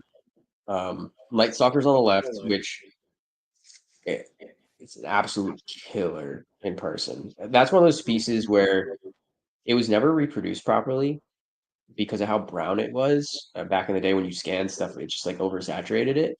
But in person, people come in and just go like, "What the hell is that?" It's like they've never seen it before, and to finally see it in its full glory, that's one of my favorite pieces, like by far now, and it is one of the most favorite pieces in the museum once people get to see it. And then Flesh Eaters too.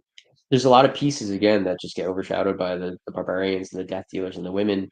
But Flesh Eaters again wasn't reproduced well back in the day, and in person, like purples and the greens in it are just like mind blowing. And it's what's also really fun about his art is you'll notice with Night Stalker, like the top of it is super empty. He just needed a place to put the title and hated when people covered his artwork up with the titles and the type. So he learned that eventually he had to like leave that pretty empty for people. But yeah, these two are I feel like everything in the museum is just fun to look at, man. And it's just you study them more and more, and it's I never get enough of looking at them. Yeah, I think this was creepy. It was Night Stalker, and then Flesh Eaters was a book cover. Yeah, the flesh eaters one. The colors are just they're a little bit not what you expect from a Frazetta, but they're with the greens and the purples and the orange all kind of like working together like that. And just the way that he's handled the lighting on the figures too. I mean, it's brilliant. And Yeah. it's so Also, amazing. the orange in that piece is all Masonite, by the way, which is really cool. And then same with Night Stalker, all the brown is Masonite. Hmm. So it's just like he was so ingenious with his methods of how to utilize that Masonite. And the thing with Masonite too is, as I'm sure you know, it's multiple colors. It's just not a straight brown, and it helps break the colors up and helps add kind of this like natural feel to the artwork versus just like painting. So it is really fun and it is a great way and really again ingenious of him to utilize it in the way he did. No, definitely. I'm very familiar with Masonite. I ship all the artwork that we sell here in Mm. Masonite, so I cut a lot of it, and Yeah, yeah. it is not a consistent color. No, definitely is not. So then on this wall, this is we're kind of like beginning the advertisement stuff. So you have the Molly Hatchets, you have like a motherboard advertisement that he had done. They used it for I think it was Honda, did a motorcycle ad. And then further on, we get to the more of the Fire and Ice stuff. So we do have a couple of concept pieces for Fire and Ice. They're pencils. On top of the wall, we'll see he did some busts that he sculpted for the artists, so they can kind of understand 3D what the character should look like. Um, so it's cool. Again, Fire and Ice is something that he's known pretty well for, even though it's very niche in its own right, I guess. But again, that piece I wanted to buy yesterday was a Fire and Ice, and I wanted it so bad because I grew up watching the film as a kid, and it's got that special place in my heart. So it is cool. Again, like we have that piece with Necron there, and then we have another piece with I don't even remember who it is, but yeah, a lot of Fire and Ice stuff in here. Were the busts ever reproduced? Only for the artists, as far Only as I know. So there's interesting. only a couple out there. You can find them on Heritage. I think one there was like a painted one that sold this weekend. My uncle, I believe, has the original bus, which I really wanted. But yeah, so there's just a couple produced for the artists and stuff, and that was it as far as I'm aware. Huh. That would be pretty Oh, cool. Chris, you got that Fire and Ice? Yeah, you're lucky I wasn't bidding on it. I was gonna bid you up to like 4 grand for it. Yeah. Oh, there. Oh, here it Um, was. Yeah. Yeah, it was unsigned, and I was like, it's gonna go for like 2 grand or something. And I literally got up and walked away for a minute, and it was gone. So if you ever want to sell it, reach out to me because I want to hang that in the studio. I'm glad you got it though, and I hope you enjoy it, even though I hate you for that. But yeah, But it's you know where it is, though. That's the good yeah, thing. it's so fun to find out who has the stuff, and like I have so many people saying, "Oh yeah, I got this," and like I was bidding against you, so and they're like, "Oh, I feel so bad." I'm like, I don't care, get it.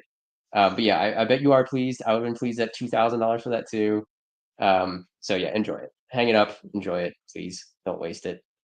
So yeah, a couple other Fire and Ice stuff.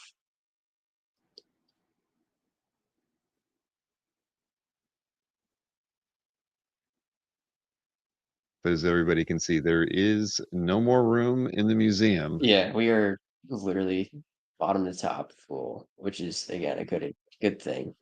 And then this side is a lot of his movie posters and that kind of foray. So you have the Gauntlet. We have tons of photos there, him with Clint Eastwood, of him with George Lucas, Stallone. Then you have the two pieces there, Svengali and the one above it. Both were used. Svengali, that one was for John Derek's production company. That was their letterhead to show that Bo held the puppet strings over him. The piece above it, it was supposed to be an advertisement piece for Ghost Don't Do It. They ended up not using it, and that's Anthony Quinn and Bo Derek in it.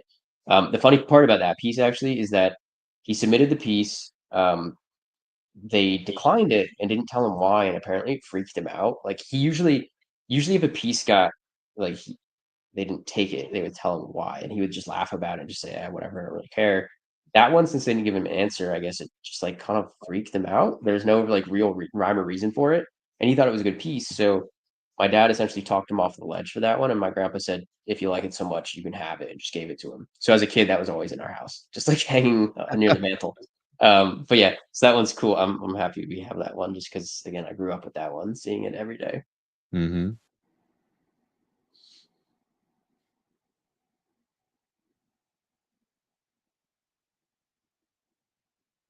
Yeah, yeah, they're still on. Yeah. So you have like Mothman and stuff. So this huge thing is the orcas.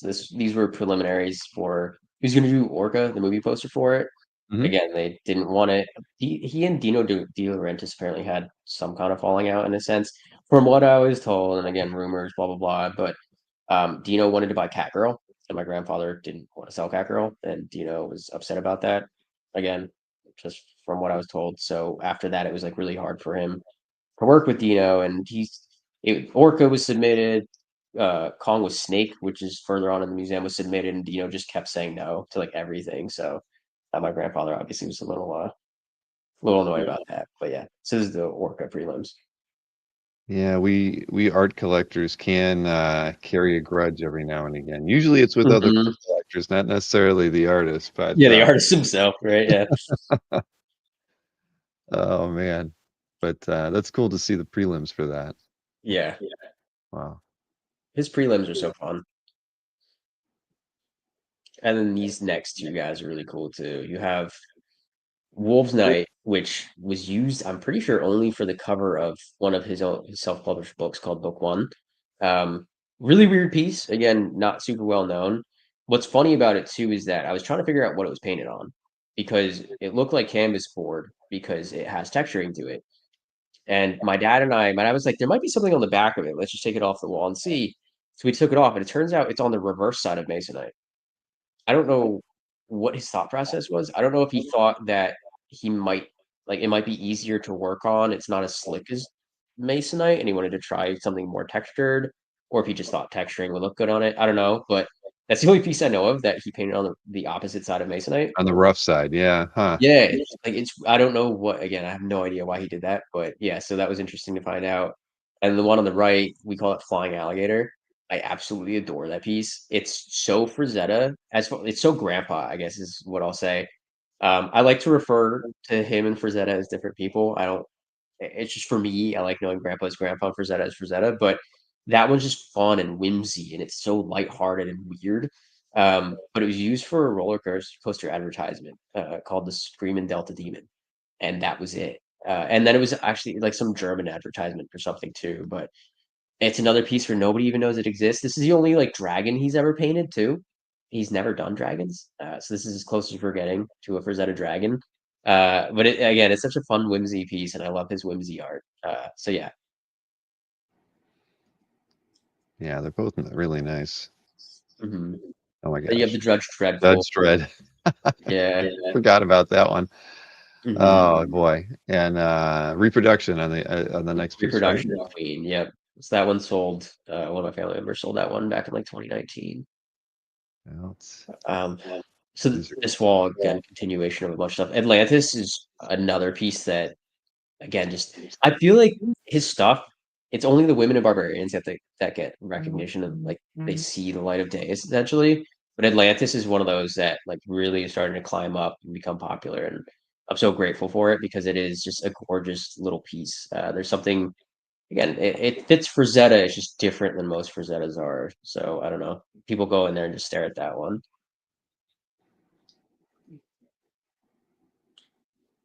that's a great view of the three.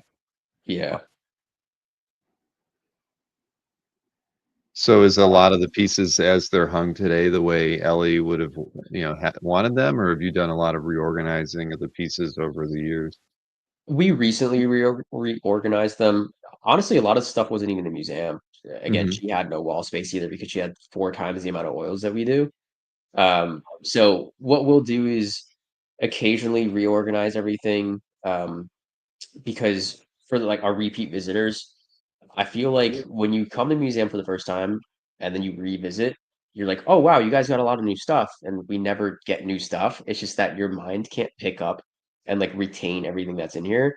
So when we reorganize it, your brain picks up different pieces. So Cavan's World there on the right, that used to be on the first wall next to Wild Ride, and then we got all those old pieces in, and we decided to swap things. Even the next piece, Princess and the Panther, used to be on the first wall. It honestly it breaks up the monotony for me a little bit, and it gets me. The lighting's different in certain areas. Obviously, if you put it next, you put one piece next to another one, you see different colors. It's weird how art works. I'm sure you know exactly what I'm talking about, Hmm. though, or like seeing it literally just in a different place makes you see different things in it. So it's more for me that we reorganize it. Mom hates when I switch stuff around, but for me, I like doing it. Why not? Sure. No, I think that's smart. I mean, like you said, you've got people that come back to the museum regularly, and it's good to kind of, give them a different perspective on things. I think that's Mhm. smart. And again, these frames are spectacular. Yeah, dude, they're so fun. This wall is just a bunch of like these little sketches and stuff. It's fun to see the process. But again, it's just one of those things you quick. A lot of people just quick glance over because the oils are here. Princess and the Panther, absolute gorgeous piece. This is one of like the big ones in there, I think. uses a heavy metal cover.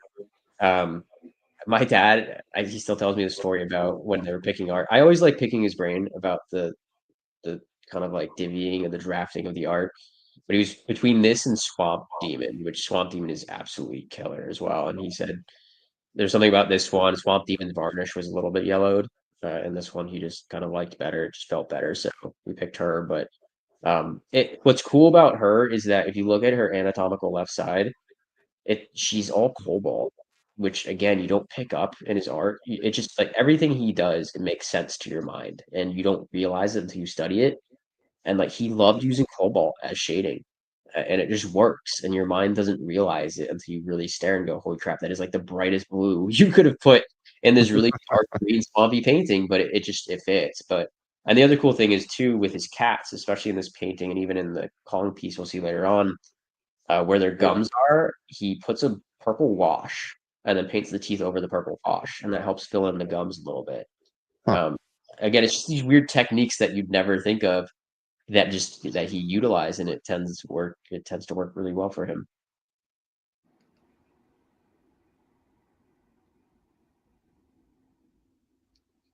So these two also, again, just I don't know why Beauty and the Beast isn't more popular, but that is an absolute killer piece.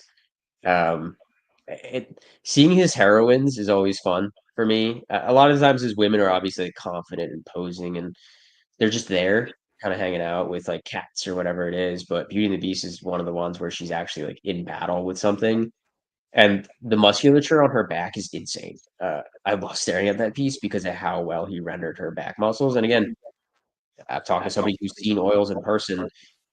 A lot of times it's like these thick strokes that when you see it in person, it's like, oh, okay, I understand how the artist did it. You look at Frazetta's and you're like, I don't know how the hell he ended up getting like so tight with everything. But yeah, I I, I love that piece. The demon in it is sick. He's never really done a demon like that before.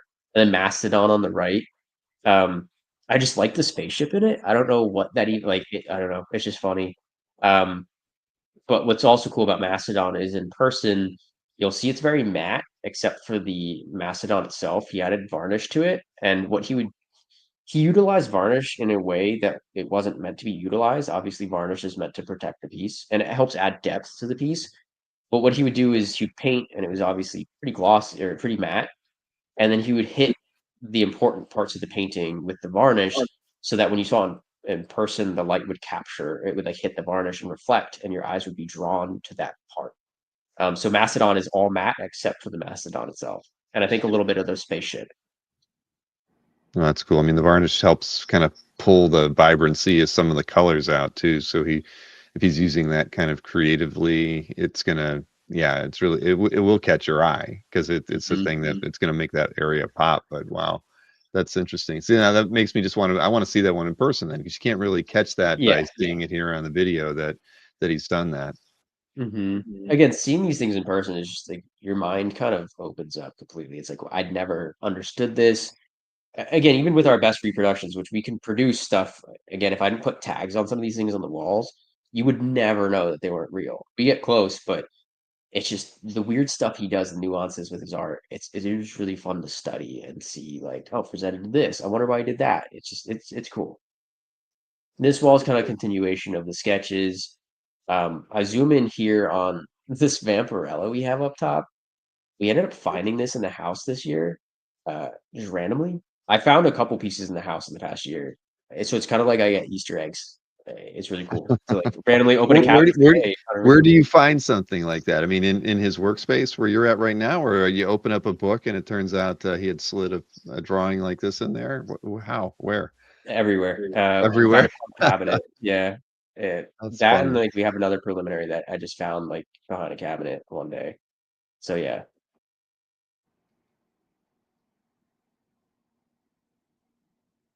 and then yeah. So this is one of the pieces we just purchased this year. Um, this wall, I'm trying to make like the this is what we're buying type of thing. So yeah, so there's that one. This next piece then is a collaboration between my grandfather and my dad. My dad used to draw little ants. That was kind of his thing. So he has his ants pushing over chess pieces that my grandfather painted, which is again, it's just kind of really funny.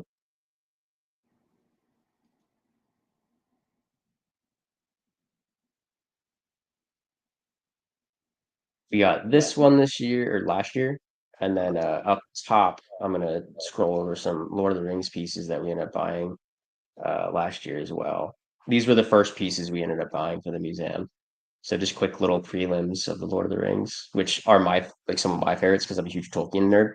Hmm. Uh, so yeah, I saw them all go up. I was like, Mom, Dad, how much money do we have for artwork? And they said this much. I said I'm gonna try to buy it all, and I only got 2 out of the 10, but I'm glad I got at least 2 of them. I was happy about that. Wonderful. Where were they at auction? Heritage, They were on Heritage. I don't yeah, remember they were. that. Frazetta is one of my keywords. I somehow I managed to miss Really? that. Yeah, it might have been 2 years ago now, actually. Yeah, I think it was 23. Okay. But yeah, um, so yeah, and then Mammoth is one of my favorites in there. That's Of a course. really gorgeous piece to look at. It's so again another one where it just doesn't get recognition, but it's so like there's so much depth to it. It just I don't know. That's the one I go to the most in the museum to really stare at. I don't know what it is, but there's something about it that just I like it. It's a really pretty piece. And then the other piece on the right, we call it hide and seek. That was his first like, foray into left-handed painting. So that is the first lefty we have in here. He stippled instead of didn't use like actual brush strokes because at that point he just didn't have the dexterity. So when you look at it in person, you'll notice it's very soft compared to his righties, and that's literally just from the stippling. But Hmm. it's cool to kind of see that process of him starting over and trying to repaint. Even portraits of my sisters over on that first wall, those are also lefties. Okay. Which his pencil and watercolor with left hand were really good. The oils were still very good, but you could tell the difference between a lefty and a righty oil.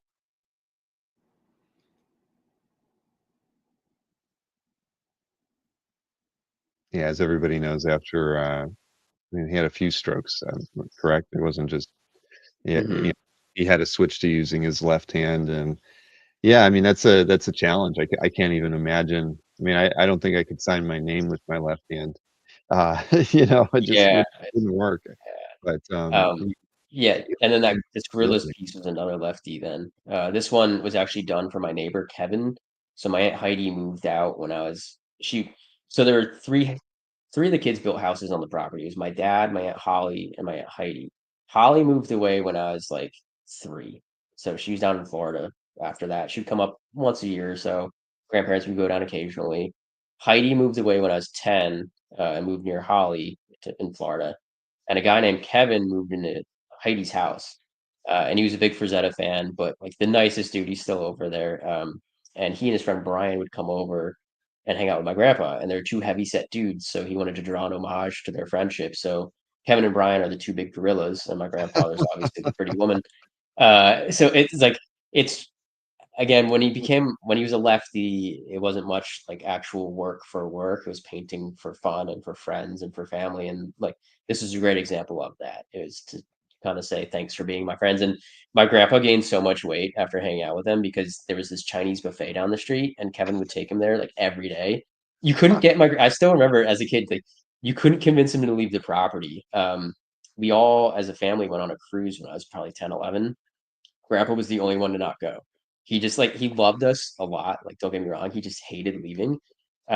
So in order, he would only leave essentially for this Chinese buffet or to go get a camera or something.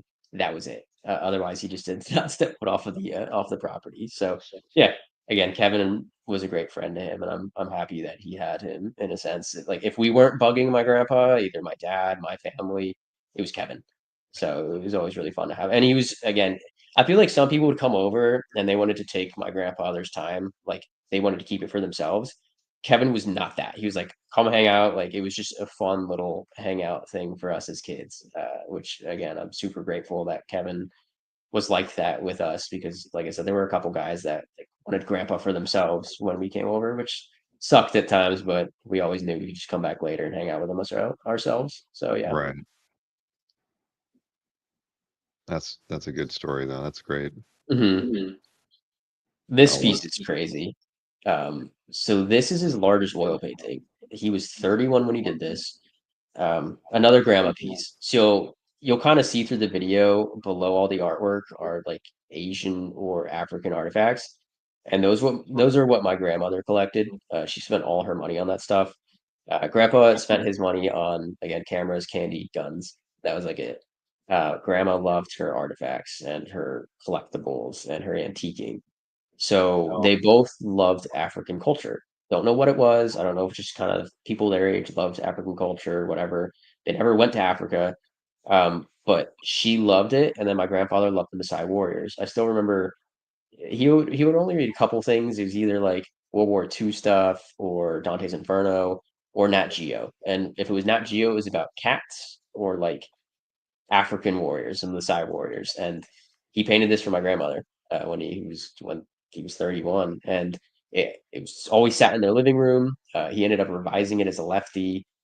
We have photos underneath it of him with it off the wall, painting over it, and it took me forever to figure out what it was. But the warrior closest to us, his left arm was revised by my grandfather. In the first rendition, it looked like he was kind of off balance for a swing, and then he just kind of swapped the position. But another piece where it's like so cool to see my grandfather's his like range of what he could paint and what he did paint, instead of just again the barbarians and the death dealers, seeing stuff like this where he was still a young adult painting. And this was before he even started really painting as a career. This I think he's really started painting in his mid 30s.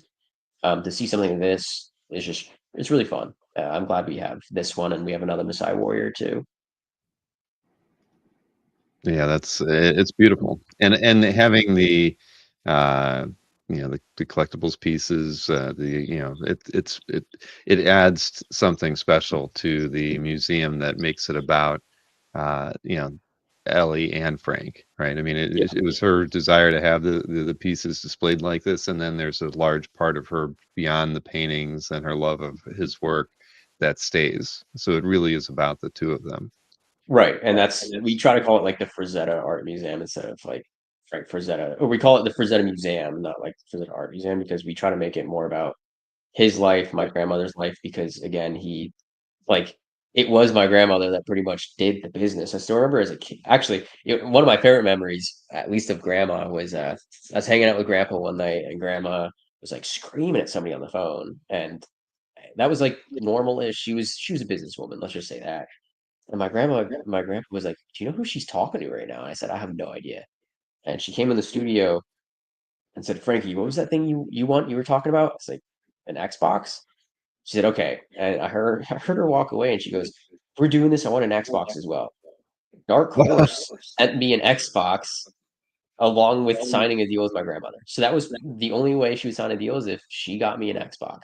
And it was like I still remember that one of my favorite memories of grandma was forcing Dark Horse, sorry, Dark Horse Comics to send me an Xbox. So thanks, I Dark wonder if that Horse. was actually written into the contract, or Yeah, yeah, I have no idea. All I know is I got an Xbox from them, and that's all that mattered to me, right? So that's awesome. yeah, I don't, she was yeah, great. I that love my grandma. that's wonderful, man. Yeah. That is what a life. That's great. Mhm.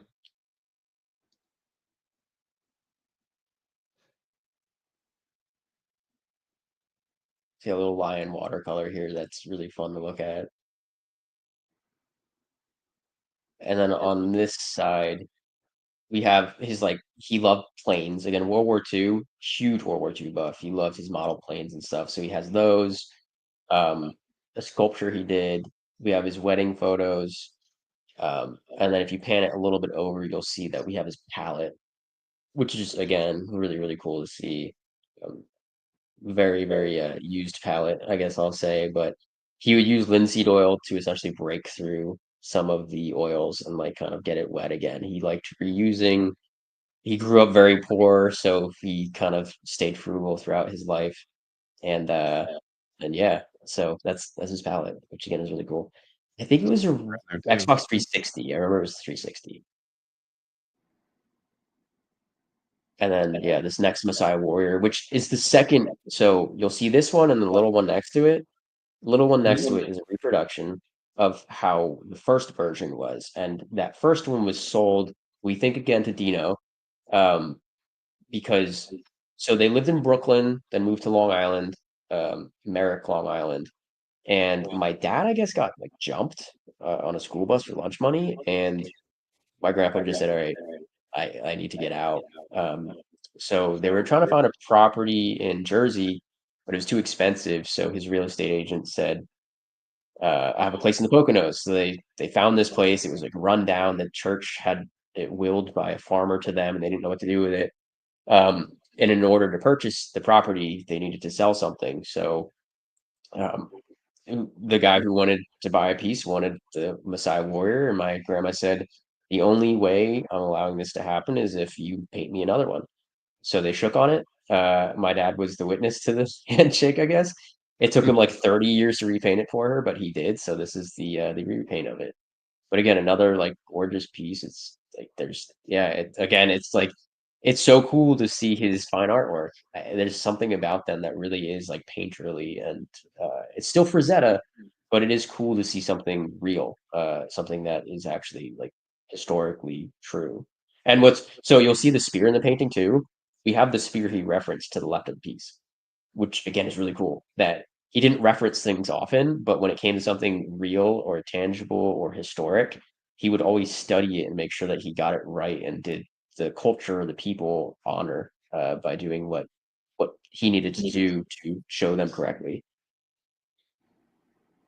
Yeah, it's amazing. Composition's wonderful. Clifford says so different from his fantasy pieces. Yeah, and Hmm. it has a very light quality to it. Yeah, but it's a very powerful image. Yeah. And hey, it took 30 years, but it was a fine replacement for that original one. Yeah.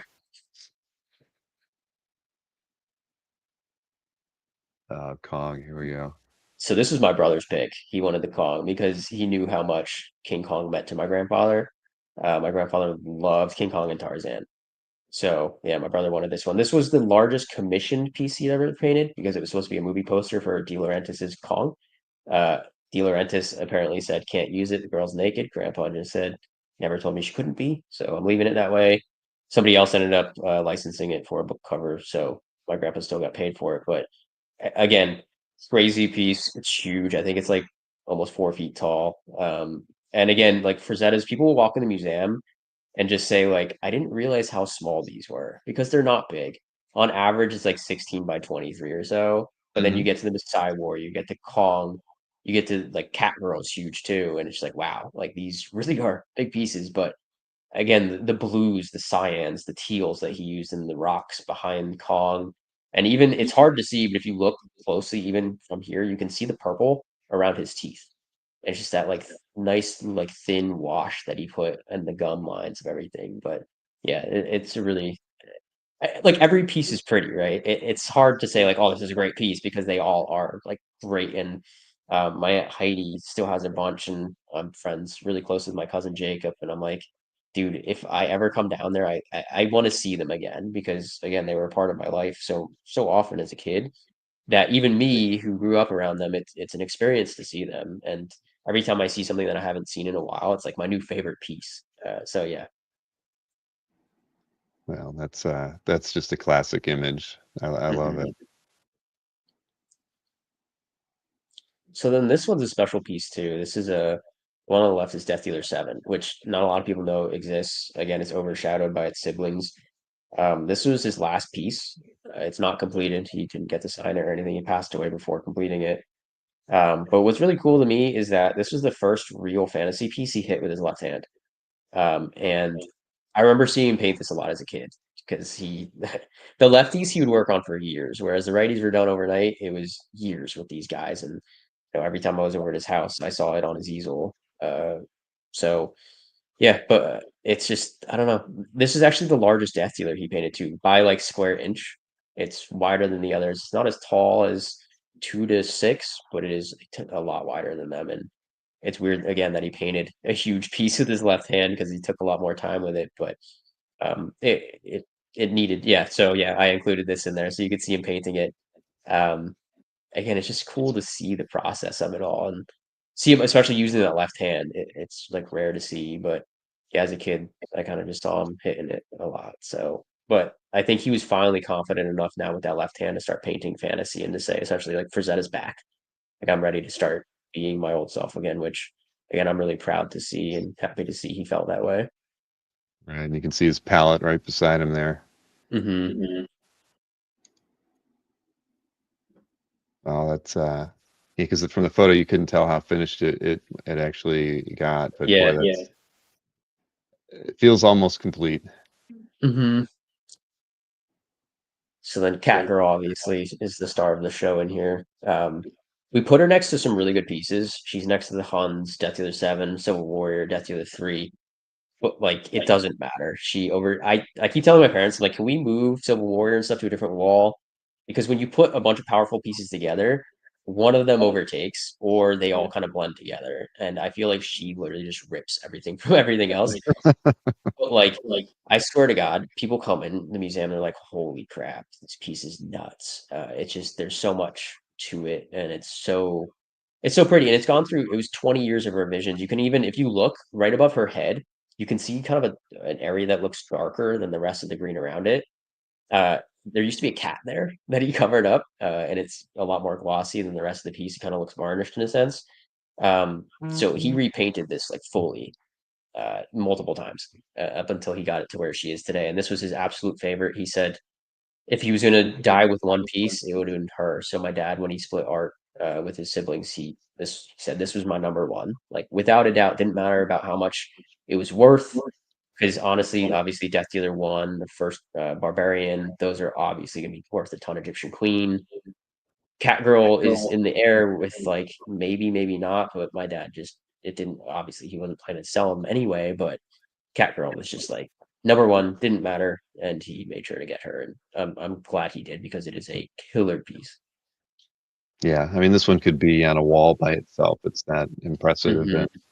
I can see why people would be drawn to it. Just the color, the greens, the figure being lit like she is in the center, right in the center of the painting. I mean, I mean, it's a striking piece. It always has been. I mean, one of my Yeah. favorite. Well, What what sucks for me too is it's so green that trying to scan it is difficult because you're the white balance on your camera, it obviously adjusts itself, and even when you try to manually adjust it, the camera just does not pick up the greens well. It fades them into each other. But in person, again, it's just such like there's lime greens and like emerald greens. It's just any kind of green he just took. And with this piece too, you could even see on the limbs of like below that panther, you could see all the light capturing certain areas, and that's because he put like stucco and thick oil there and added texturing to the moss. So it looks real, it looks 3D. It's one of the rare pieces that does have like texturing to it. mhm. Um, like a lot of people think there's impasto and stuff on his paintings, and you can see the brush strokes, and you can't. Like on many pieces, you can't find any brush strokes. It was just he painted so thinly in some places that it's just nothing. It's just flat. So this is one of the pieces where there is like kind of that nice effect to it. And I'm a big impasto guy. I love impasto, but yeah, his just did not have that. And before we're getting close to the end of the video, I should remind people who maybe joined us a little bit later, but we are doing a giveaway for each of the three editions of the first volume, Terror, of Frank Frazetta's collected works by American Hero Collectibles. And so to get in that giveaway opportunity, you just have to type the hashtag terror in the chat. I saw somebody do that about a minute ago. And so that's a good reminder. Probably right after we show the video, we'll do the drawing, and we'll have three winners, one for each edition of the terror book that we have from American Hero. So I'll take that off for the moment and finish the video. But yeah, classic imagery, one after another. My gosh, look at that. Yeah, these two are obviously killer. You have Civil Warrior and Death Dealer 3. Civil Warrior again is just an amazing, incredible piece to see in person. It's weird because he didn't use blue a lot in his paintings. Like my dad chose that Wolf's Night piece because he said the museum needed blue. And then Civil War is one of the other ones where it's just like tons of blues. But I also never noticed as a kid the sword has like runes and stuff painted onto it. But when a lot of these were reproduced on books and magazines, it just never picked it up. It was too tight for something that small to show things like that. So that's another cool thing about seeing his stuff in person is like you really can see all the detail that he put into it. But yeah, that one again, I like. There's nothing to say about that piece other than it was great. And actually, what's funny, I tell people all the time is Civil Warrior came out in the early '70s, and that's when my grandfather was like Frazetta. Everybody wanted him. He got paid enough money to where he could be picky with his commissions, and he because of that, people called him washed up and said he never created his own character, all that good stuff. And people wonder what Death Dealer was painted for. The whole point of Death Dealer was to give people finger to say, I'm not washed up. I can paint my own characters. I just don't get paid to. So that's actually why Death Dealer was created. And that's why it was his own character, was just kind of to tell people, no, I am still a creator and all this other stuff. But I think Death Dealer 1 came out about like 2 months after Civil Warrior and just kind of like blew Civil Warrior away to where nobody really followed it much anymore. It was just kind of like there was a new great piece out by Frazetta, and it just kind of moved into that. But yeah, I mean, it's such a classic painting, but mhm. but I mean, my God, that's so wonderful to see. My God, that's Yeah. great. And then Death Dealer 3, obviously, this was one Hmm. of my favorite Death Dealers. We have a piece below it, which is what it used to look like before he revised it, and he ended up revising it like 4 or 5 times. I discovered. So we have prints on our website that are the second revision, and if you look at him, he's got like blue and brown skin, and in this one it's green and pale. And then the belt is unfinished, and in this piece he has a full sword scabbard, whereas in the one rendition where he's blue, the scabbard isn't complete, but the belt is. So it's like, so yeah, you can see there that's the first edition of Death Dealer. And I guess what had happened was at that point in his career, or his life actually, he was suffering from an illness that just made him super weak, and he was not that guy. Like he was always super athletic and strong and confident and happy, but he felt weak. He was depressed. It took 8 years for them to diagnose him, and it was with thyroid disease. And when he painted, it was very kind of subtle, and like the vibrancy was out of his paintings. So in Death Dealer 3, he made Death Dealer look very vulnerable. Like, the character himself doesn't look menacing. He's not swinging at anything. He's kind of just standing there posed. He's not looking at you like he's ready to fight. And again, he showed his skin a lot more than normal, which showed again vulnerability. And then he got medicated. He felt better, and he painted over it because it didn't represent himself or his character anymore. Also, I'm showing we just got that sword, that like crazy sword out there, delivered on Saturday. We were working with some guys. They wanted to make a Civil Warrior sword, and that is like a legit Damascus crazy sword. So it's cool that we get to display like an actual forged sword of the Civil Warrior's weapon underneath it. We plan on, obviously we don't have a lot of room on the walls, but eventually we want to spread out the artwork a little bit more and then hang the weaponry and stuff next to it. Wow, that's awesome that they put all that work into that. Hmm. Wow. And it's nice to see the statues that were done, Yeah. you know, in homage to his work too. We keep at least one of each statue and collectible or whatever and try to put them in the museum. Like we're coming out with toys now, so we have one of those. We're coming out with a quarter scale Egyptian queen statue this year, which is insane. The guys who are doing if you see when you like come back to my camera, there's a Skeletor in the background. They're doing like it's those guys essentially that are doing, yeah, that's this guy right here. Hmm. I met these guys at a convention. I was like, I want you to do Frazetta because you guys are like, I meet guys and they're so immensely talented, and I want them to do Frazetta because I know they can do it right. So I was just like, "You want to do some Frazetta stuff?" So they said, "Sure." They're actually doing a one-to-one Death Dealer bust soon, so it'll look like this except be Death Dealer, which Wow. I'm really excited for. Personally, I'm like I begged them for that. So yeah, yeah, they sent me the Skeletor. They're like, "You want him?" I was like, "I absolutely want that Skeletor." So That's he's in here now. Yeah. well, now that I'm signed up for your mailing list, will I get an announcement when something like that is when Oh you yeah. preview that? Okay, good. Yes. Then I would encourage everybody else to do the same. Go to head over to the website frazettamuseum.com and sign up for the mailing list.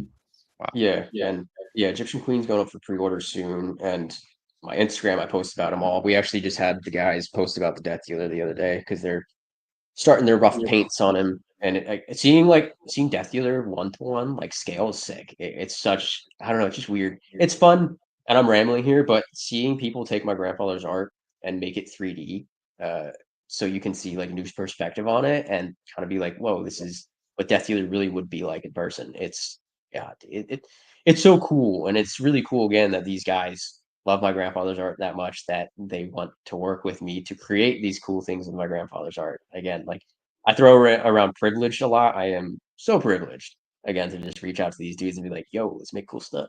And then have them make the cool stuff because I'm not an artist and they are. So yeah. Not an artistic bone in your body. Is that what you're trying to say? No, my grandparents, again, as kids, we grew up around it, and they always said that's grandpa's job. It's what grandpa does for a living. If you want to Uh-huh. draw, that's going to be your job. And I just said, I don't want to do that for a job. It seems boring. Grandpa doesn't make it seem interesting. He never seemed to take interest in it. I was like, okay, I don't want to do it. I have a lot of people that try to get me to draw. I'm not gonna be like, I'm the best artist in the world. I'm decent, especially for somebody who doesn't do it often. My siblings are great at it too. We just, I feel like we lack the motivation like my grandfather did, and I don't know. It's like it's grandpa's thing. Let me push grandpa's career. I don't know. I wish I could draw. I just don't have the patience for it. I guess is the best way to say it. But I'll doodle occasionally.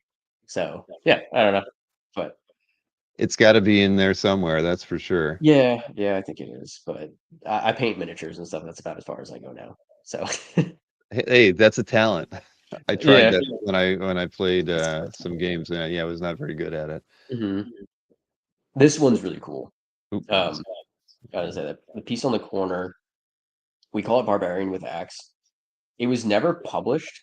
Um, my grandfather did a Conan cover and he went to go pick it up from the publishers and they said they didn't have it, and he obviously was upset about this. And my dad said it was the first day he ever saw his dad come home and like just walk in the studio, close his door, not talk to anybody.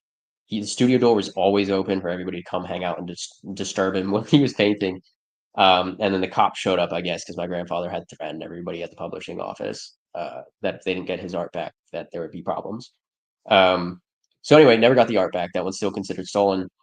So he ended up painting another one for himself, which is a younger character that looks more like him. And yeah, I don't know. It's cool again to see these like second versions and stuff for it. But yeah, I'm sure it's hard to catch it. But on my website, it's called Barbarian with Axe. Really, really gorgeous. Again, under kind of it's not.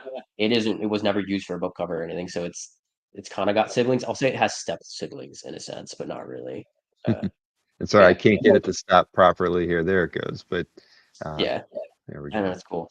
I don't paint 40K. I play AOS, not 40K. 40K Space Marines all look the same. I need something with a little bit of identity.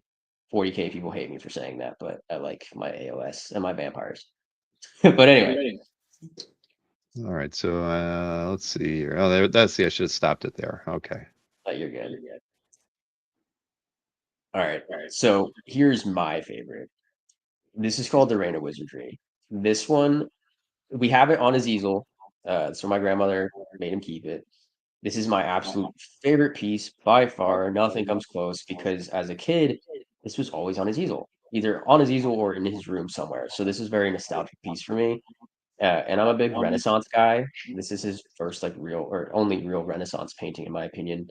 And we used to watch Dante's Inferno and stuff like that together. And we were a big Disney family as well. We watched Fantasia a lot. So if you think about Chernabog from Fantasia, this is essentially my grandfather's Chernabog. Um, but this thing again is like, oh my God, in person, it's so killer. He ended up, my grandma, I still remember she again loved his art, but she hated this one, like actually hated this piece to where she would try to like throw it out. She said it was like bad juju essentially. Um, and he tried revising it throughout the decades to where he would take the nudity and kind of the rough bits out of it. Um, so you'll notice the bottom of it in person, especially, you'll notice it's very blurred, and that's because he stippled it. That was left-handed. So for like 50, 60 years, he sat here and tried to fix this one, and never got it to where she allowed him to hang it in the museum. I still remember he would like try to sneak it in, and she would take it back out before the museum opened up. But we always say, like, out of respect to Ellie, we keep it on the easel so she can come haunt us. But I still have photos of what it used to look like before he touched it. Oh my God. Like, is so the purpose of this piece, he was painting a hellscape for her. He got it back from publishing the publishers. It was very abstract. And my grandmother is deeply religious, and he always painted her Jesus and the like. And he said, well, if I paint Jesus, I owe her the other side of the story, which is hell. Um, and in doing so, he said, I'm going to paint the most disgusting, hellish piece I can because I need to evoke that emotion of like disgust and hate because it is hell. He wanted to represent it properly, and he did such a good job at it that my grandmother absolutely hated it. But it is a gorgeous, like Renaissance feeling painting, and I think this is his best piece by far. I'm so glad. I didn't like. I knew about it as a kid, obviously. I just didn't think about it when my dad asked me to pick a piece. I'm so glad he got it. Like out of any piece in the entire library, this is the one I'm glad he picked because it's got that it's just so it's special to me in the sense that like I saw Grandpa touch this one a lot. He had like other pieces stacked on top of it that he messed with, but it was always there, always in the studio, always a piece that he loved and would talk about and show off. Like he was proud of this one. Whenever somebody would come over, they'd be like, "What is this?" And he'd be so excited to show them because it was hidden. It was never so they made the old vintage prints, and this existed back then. But my grandmother didn't let it like see the light of day, so she never reprinted it. It wasn't supposed to exist. So he just like he felt so bad about that. But when people would just like, "Oh my god," and he would just like oogle over this piece. So yeah, this is a special one for me. But yeah, if somebody like gun to head said you get one Frazetta piece, what is it? This one. So like no doubt. Easiest answer in my entire life nowadays. Wow. Well, it it is a very powerful image, and it was used on the hardcover book of the horror edition that we're going to be Yep. giving away here. But Yeah. yeah, I read that story earlier today too, and that was funny. He kind of had a playful way about wanting to get it seen, even though Ellie didn't want anyone to know it was around.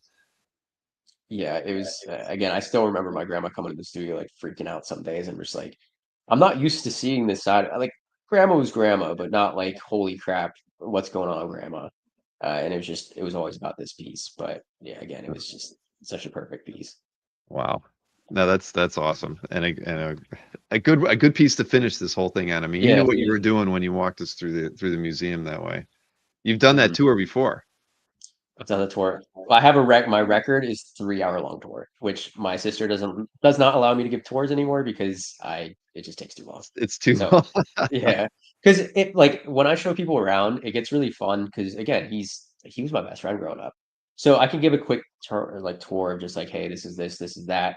But when somebody seems really interested, it's like, oh my god, let me talk about Grandpa a little bit more, and I'll go more in depth. And again, I'm not a Frazetta. Like I know a lot about his art, and I'm studying it now, so I know more than most. So it is fun now to again point out like the colors or what he did and why things were intentional.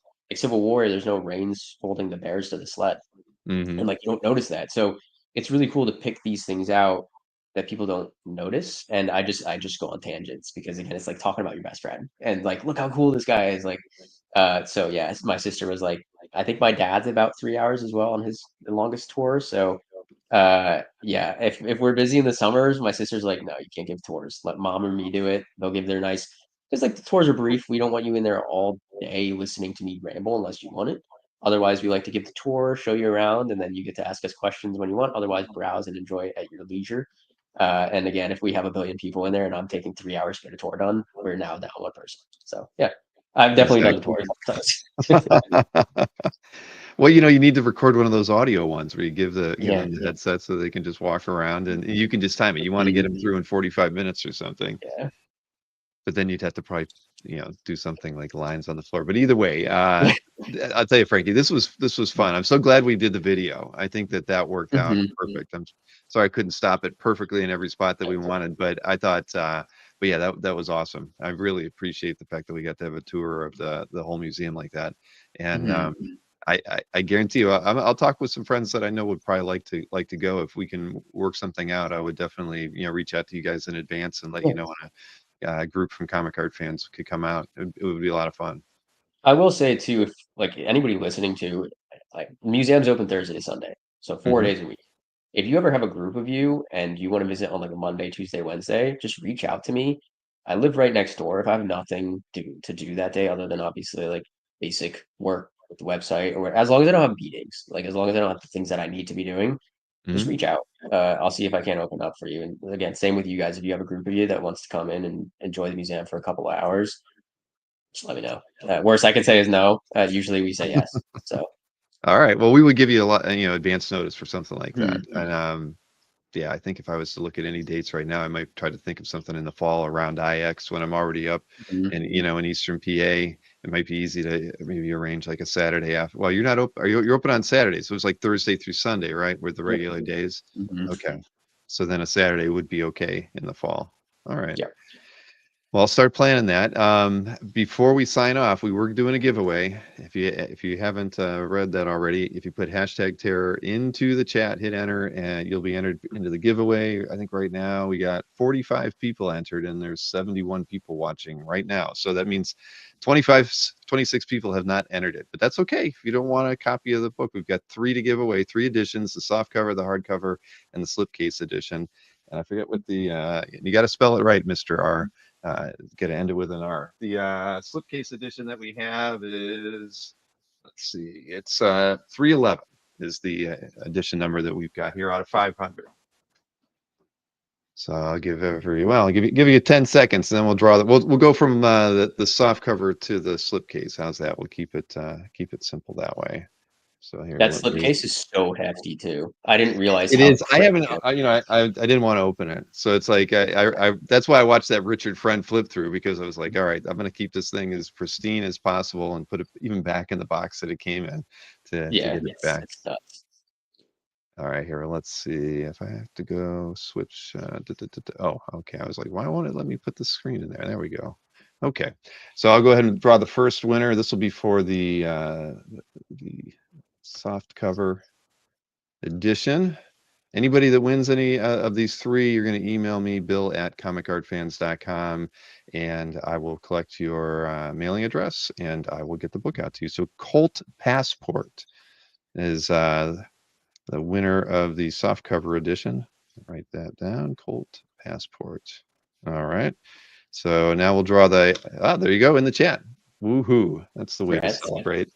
Now let's go ahead and take the hardcover edition winner here. Let me draw again.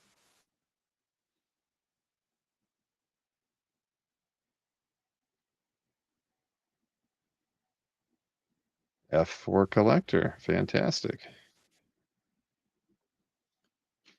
Okay, so last but not least, Harry or Henry Baba. Yeah, if you get it in there, Henry, you got to type hashtag terror, get an R on the end of there, and forever hold your peace, because I'm going to draw one more if I don't see you type it the right way.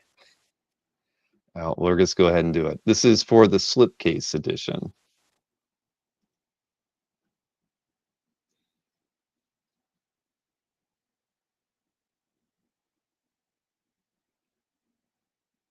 Garth Wong. Congrats on that one. There we go. All right. Well, so all 3 of you, please shoot me an email, bill@comicartfans.com, and I just need to get your mailing address, and I will get the books mailed out to everybody this week. I thank American Hero Collectibles for giving us the books. I didn't buy them or anything. They sent them in so we could use these as giveaways today. And I appreciate Jim. Jim and I have worked on a couple other projects that he's done to promote the things that they've created. And so, it's always fun to do something a little different here. I mean, I wouldn't have had the opportunity to hang out and chat with you this evening, Frankie, if it wasn't for those guys, and the fact that you've helped put together this amazing first in a series of books with them.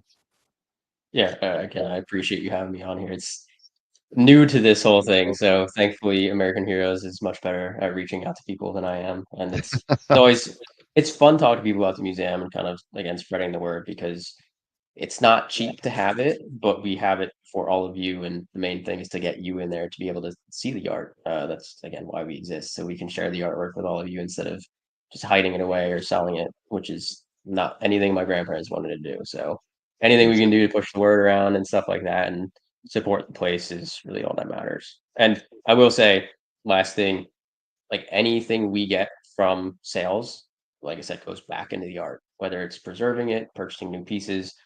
I'm now a huge Frazetta collector. Like I said, I've been staring at every auction whenever we have money. I'm standing there just bidding on everything. So It's good to know we'll that's be competing yeah. against the museum in the uh, future.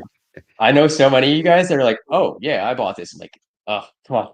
So it's fun though. It is an experience, and like I said, it's the cool thing about, again, kind of purchasing through us is your money at least goes towards things that you can then enjoy as well. Mhm. So yeah.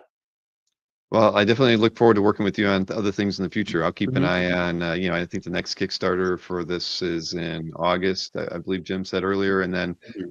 subscribe to your mailing list. I mean, we repost a lot of things that are newsworthy for the people who use comic art fans. So, For sure. always look for stuff like that that has a art tie, which I'm assuming most of your mailings will, and we always kind of like to share those to our audience as well. So, if there's ever anything that you think specifically I could help you with in the future, let me know. I mean, it would be Cool. great to be Appreciate it. able to assist you guys. Same with you. Again, please stay in touch.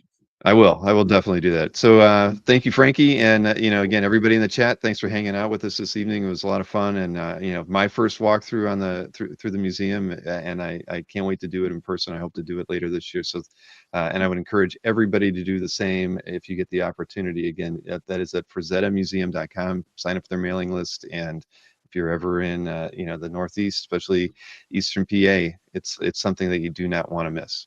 So thanks again, Frankie, and thank you, everyone. We'll see you again later.